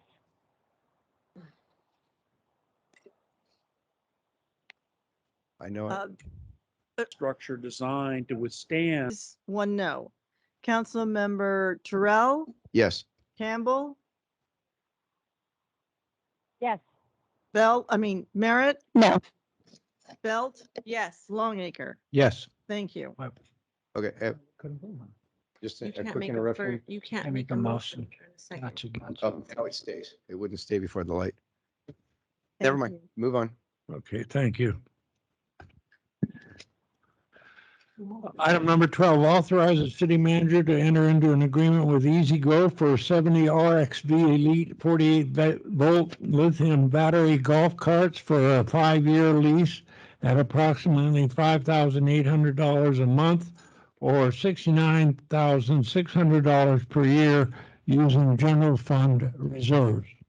City staff report. Yes, Mr. Presiding Officer, members of the council, our golf carts at the golf course are 14 years old.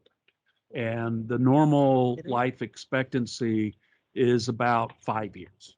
So we have,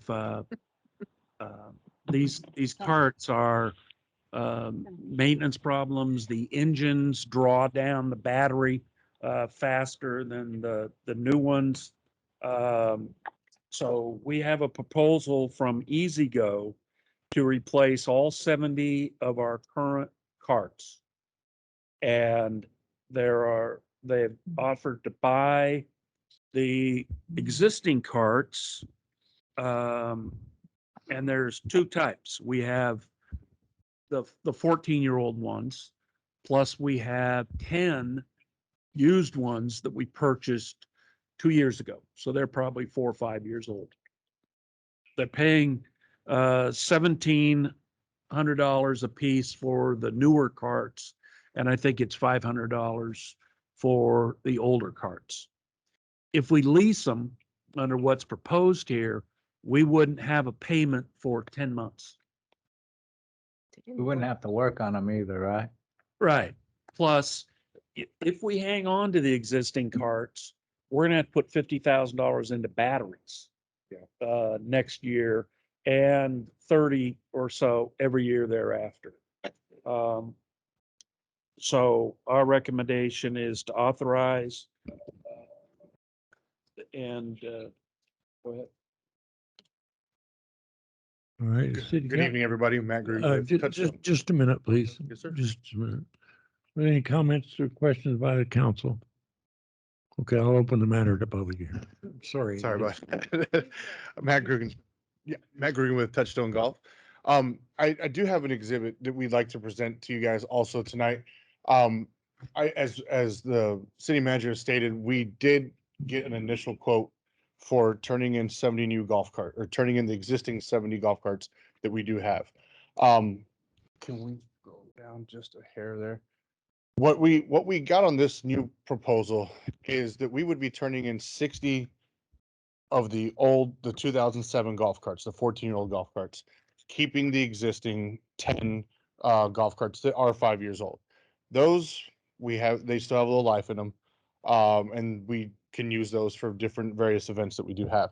So a new proposal that's come up is, if you look at the bottom left-hand corner of the screen there where it says unit price, that there's a fair market value, which was what we would recommend. With that, it's $70.40 per cart for the 60 new golf carts, which after tax is going to come out to about $4,500 a month, as opposed to the proposed $5,400 a month that's on there. Okay. The new carts with the lithium batteries can last around 48 holes of golf a day. So if we had a big day with Canadians hopefully coming back and all that good stuff, we could get those carts turned around faster than you can say go. You just get them in, wash them. The maintenance on these is way lower than what it is now. It's mainly washing the rims, don't have to touch the batteries, washing the interior of the golf cart, and then sending it back out. So we just wanted to present this new proposal that did come out. Again, it is a little lower payment, and I think that'd make everybody a little happier, saving a little bit of money. So it's still, You bet.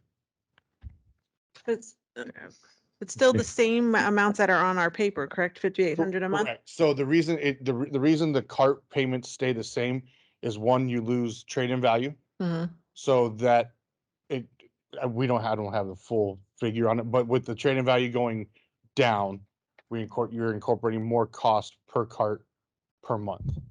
That's why that right, it stays the same basically, but we're not having that trade-in value for the other golf carts.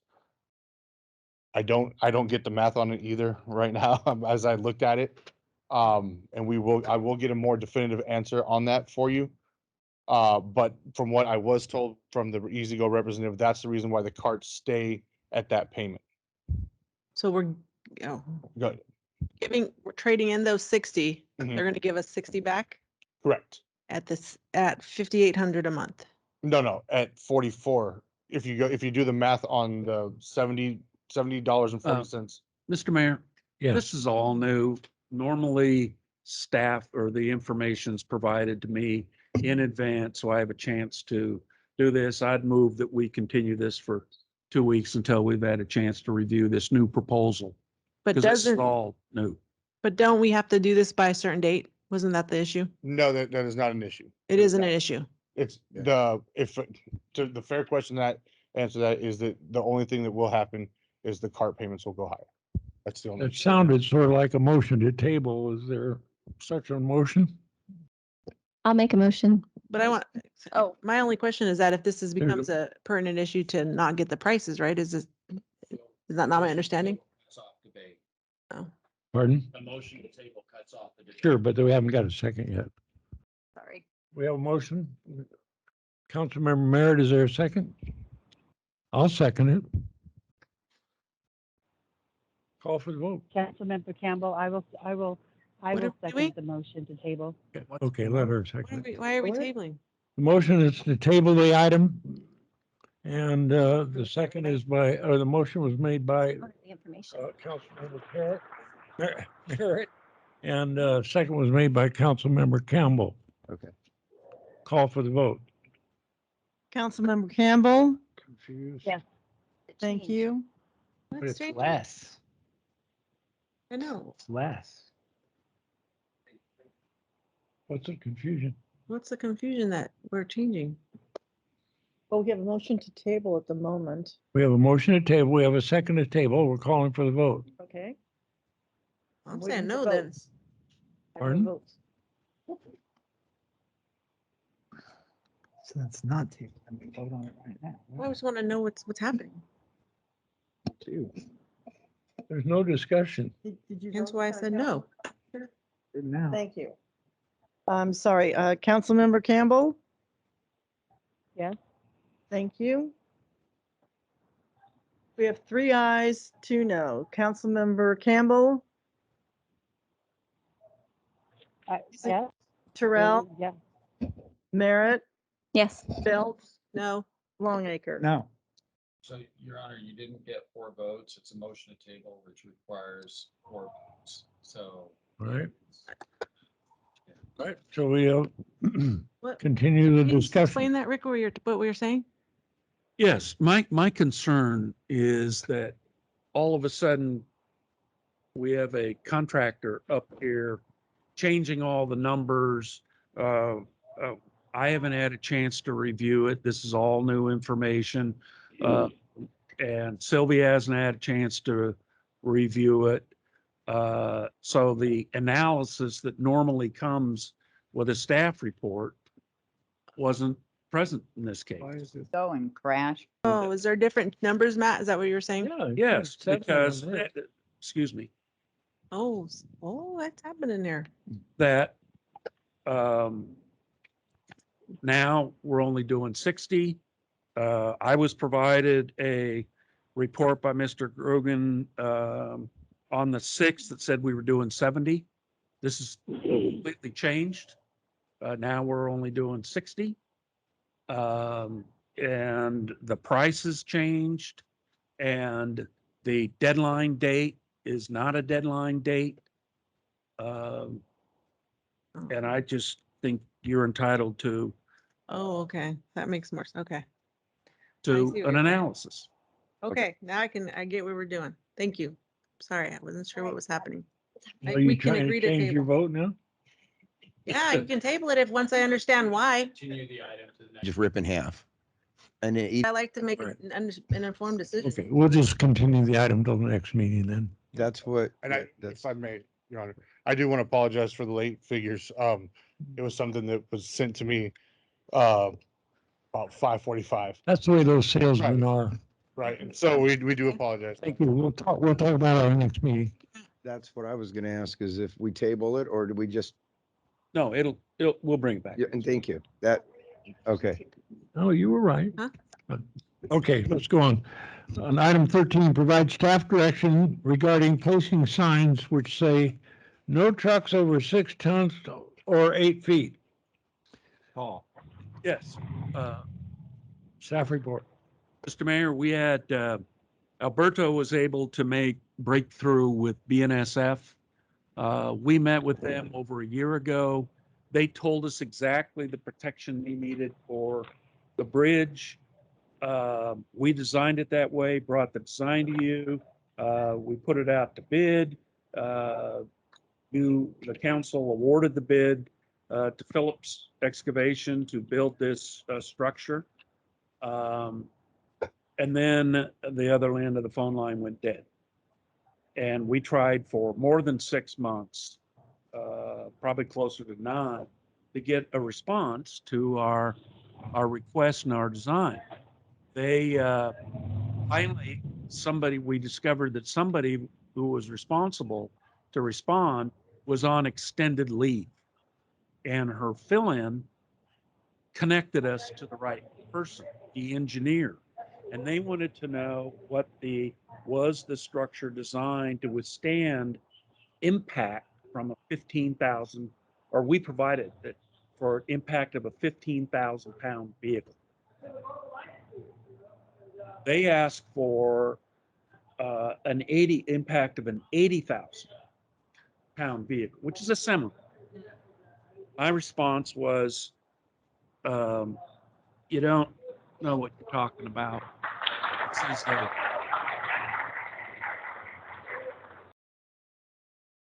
This is a single lane, 8-foot high tunnel. But if you want, we will put signs around it saying no semis, no trucks over 15,000 pounds. Because we know that the structure will stand 15,000 pounds. So our recommendation to you is to agree to these additional signs to prohibit any semi-trucks from getting into this area. Now, fortunately, there's no deliveries that are on these streets So people can. that involve semi-trucks down close to the bridge. So even though Tim found a semi-tractor that hit the bridge, he had to have hit it at eye level. So our recommendation is that we put those signs there. And that we also put signs out on Broadway and designate that a truck route. So trucks know where to go and not down to the bridge, to the underpass. I'm glad to answer any questions. Okay. I mean, I guess we all know what signs do. Nothing. I mean, we put a million signs up there not to go that way. So I mean, I guess if we put a semis, truck, we can try it, but none of them have been semis, right? That have ever hit it No, not with the trailer on with the behind. trailer. I I was gonna say. Not with the trailer on It's behind, yeah. stuck in there though, We but did not with have the we trailer. did have a tractor, just the power unit. That was an amazing fit, by the way. Uh, Yeah, and I've got picture here if anybody wants to see it. But So that's what's scary. pound vehicle. So with this, I firmly believe that, and we've already received a draft of it, they're prepared to sign an agreement to open up the underpass. Great. Other comments? Yes. Yeah, I agree with Tana. No signs are about as effective as the person reading it, but if it gets them to sign off so we can reopen the underpass, it's worth taking the chance that somebody might actually read the sign. Thank you. Any other comments by the council? If not, public appearance? Your Honor, Counselor Just a Campbell. minute, we have Mrs. Beard first. I think it's Ellen though. Oh, Ellen, go ahead. Thank you, Your Honor. In this matter, I think I agree that people don't read signs, but then I would have to bring a point to you that at Jack Smith Park, people don't read signs either. And so everyone gets tickets for parking in the boat parking because they don't go to the right and park. So signs hold people accountable. Whether you read it or not, if the sign says no overnight parking in the parking lot, or you get towed, you get towed. So if we have a sign, it does protect us, and it does hold them accountable if they do something else wrong. So I think it's important that we do have signs. Thank you. Thank you, Ellen. Barbara? Barbara Beard, 213 Safari. I'd like to suggest that we open up a new position for the city to stand out there and wave flags. Probably get by with close to minimum wage. And no, I'm not. applying. Are you applying? Are you volunteering, Barbara? Well, maybe. I'll think about that. Why was I up here? I forgot. No. As was mentioned, it's getting late for me. I'll take the day shift. No trucks have caused the damage. What about all the motorhomes? Now, I know we're narrowing this down for trucks, but do we want to consider the sign to include motorhomes, or is that way too many words? Well, on those, they will be, the message will be vehicles. No trucks over a certain weight, I think it's 15,000, and no higher than 8. But it's So- directed to trucks. If I read that, I'm going over here. It's not applicable to me if I'm driving a motorhome. Yes, because your vehicle doesn't weigh 800 or 80,000 pounds. But I don't care what it weighs. It says trucks. That's my point. Yeah, People and it will say 8 feet. Yeah, but you still can't fit, right? Is what Yeah. you're saying. no trucks over 6 tons or 8 feet high. So my question is, no trucks or motorhomes About vehicle. or vehicles Vehicles. or, Vehicles. but trucks, if I see trucks, anything else is not relevant to me. I'm driving a motorhome. Oh, that's not meant for me. And I go and crash. But you're not gonna get underneath the. Well, that's So anyway, it's a suggestion that we put something else other than just trucks on there. Thank you. Thank you. May I? Yes. Okay. Yeah, I think that their biggest concern is the weight factor and the momentum behind those heavier vehicles. A motorhome is not gonna, per se, Carry the same punch. it's not gonna move that beam. It's gonna just rip in half. And an 80,000 pound semi is gonna take the beam, the bridge, and the train cars with it. So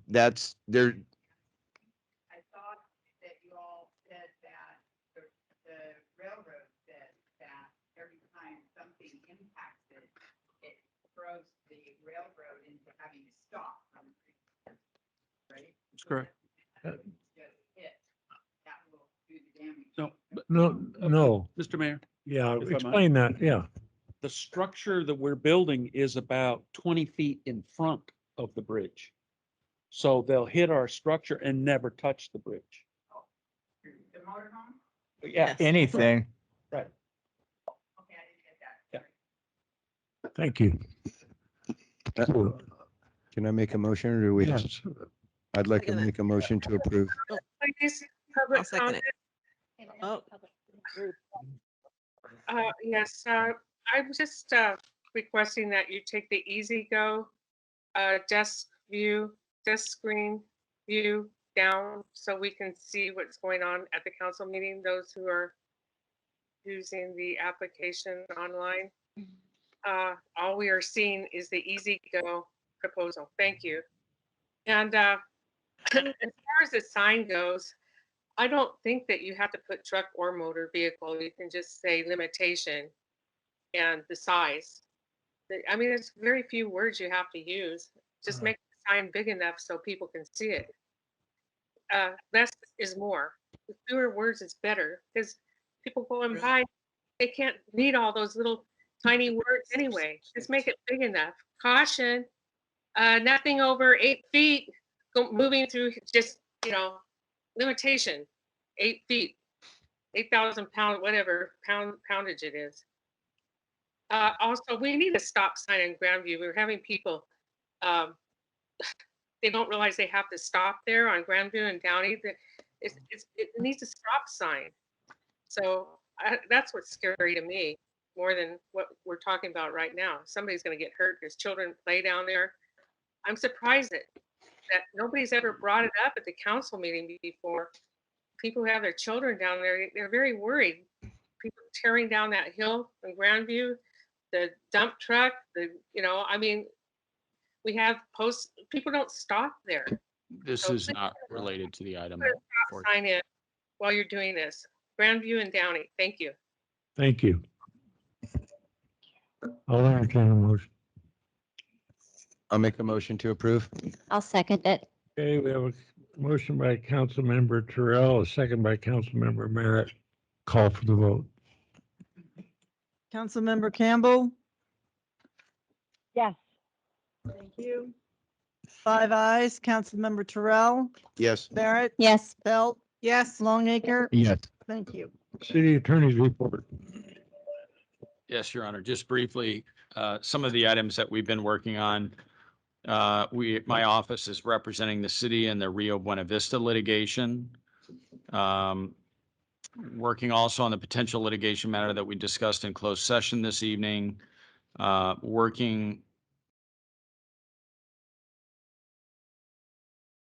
can't read my own writing. Here, let me help That's you. pretty bad. I'll skip that one. We've been representing the city in approximately 26 code enforcement and receivership matters involving properties with code violations in furtherance of the council and the city staff's effort to beautify the city of Needles. And we also have been representing the city in connection with pursuing illegal cannabis businesses. Also representing the city in a CEQA matter involving the Lower Colorado River. Advising the city on cannabis-related issues, including assisting with review of live scan reports, providing advice on Political Reform Act and Brown Act issues as those issues arise, providing day-to-day labor and employment advice to the city. We worked on an agreement to donate the ATS trailer that was discussed tonight to the Sheriff's Department and then have them maintain it.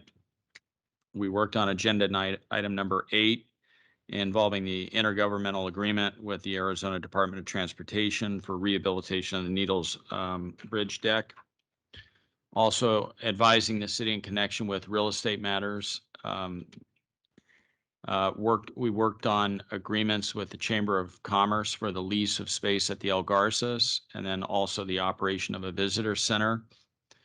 Advising the city on public contracting and bidding questions. We assisted the cemetery on a legal issue and preparing contracts and professional service agreements.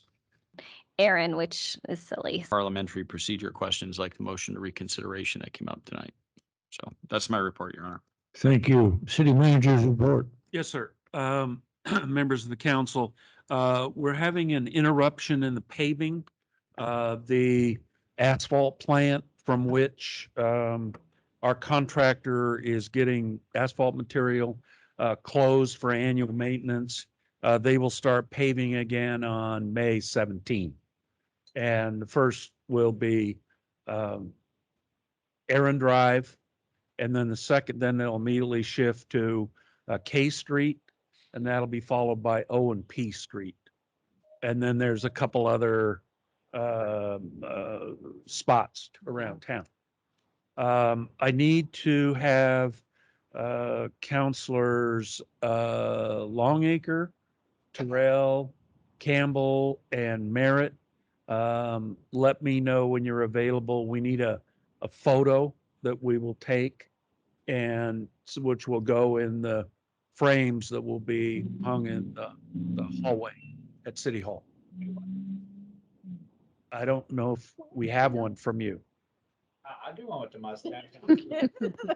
Whatever you want, but we need a picture because we've got the other counselors and we need to put those back up. As I mentioned, the sheriff's service specialist, a non-sworn position to focus on school issues and establishing neighborhood watch programs. The sheriff's office is recruiting for that. If you know of somebody you think might qualify, have them contact the sheriff's office. Go online at the county personnel or HR department, because this is When you come down the street towards that. want to have underway. As I reported to you last, Breeze right through it because I. Congressman Obernolte asked us for a couple projects, no more than $2 million for that he could insert into the infrastructure bill. We gave him 10. And they notified us yesterday that they've submitted year 3 of the street program to the chairman of the committee. So that's in. We are doing year 2 this fall. So it's the next section. We also got a request, we received a request from Colonel Cook, our county supervisor, that said that they are getting infrastructure funds as well. And they want the list that we gave to Congressman Obernolte and with identification of our next priority. And they're going to try and fund infrastructure projects as well. We had 2 golf carts stolen over the weekend. It was, they took them and raised havoc down in Rio Buena Vista. So for us, the crime is stealing the golf cart. For Rio Buena Vista, it is, mischief and trespassing because that's a private community there. The sheriffs have identified who did it, and we want to prosecute as fully as we can. Also, our maintenance yard at the golf course was broken into. They cut in the back of the fence. They loaded up a trailer with lawnmowers and blowers and weed eaters. And then they took off back to where they came from and they got stuck. And then they came and got one of the city pickups to pull it out and it got stuck. They stole the city truck? Yeah, but they got it stuck. So How did they get the keys? they hotwired it. These are criminals after all. Dang it. And, it was a daylight thing, so they knew when we were there and when our shift workers go home. The sheriffs were on both those cases. And I believe they've identified, people involved because they left a truck behind. That got stuck. So, Interesting.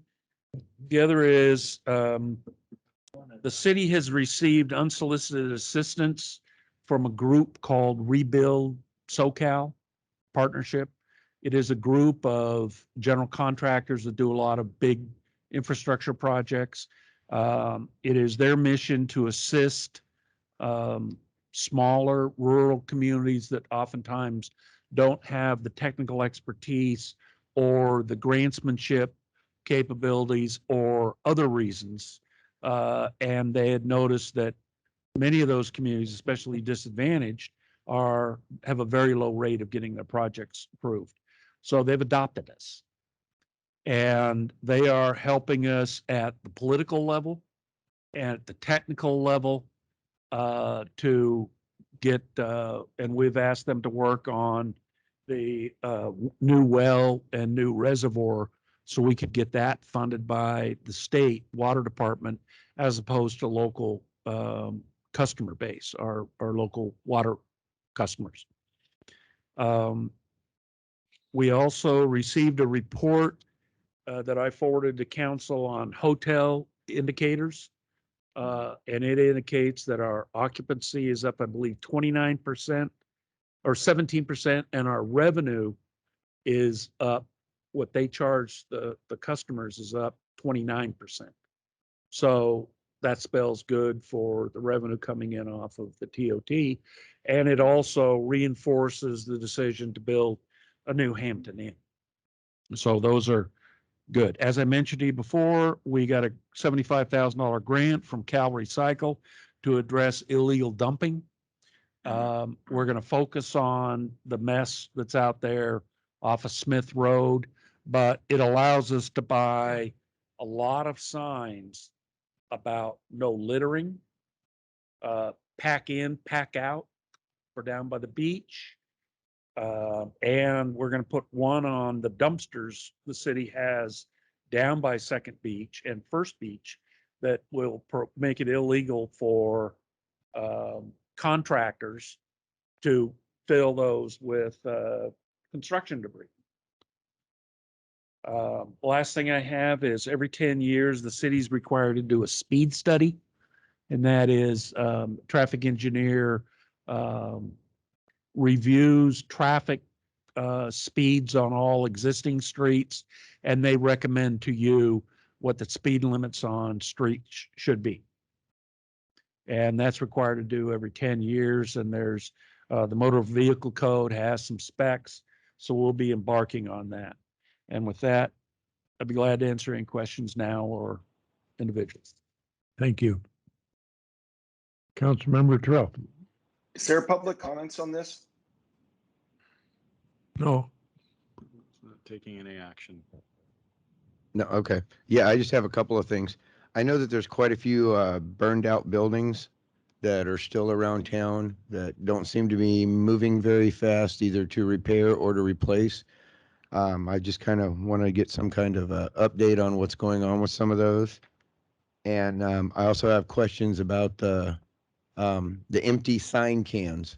I know Long Anchor and myself brought that up quite a while ago on finding out what we can do as far as just getting a white sheet of plastic in them so we're not have a bunch of sign skeletons around. I was kind of wanting to know where that is. Okay.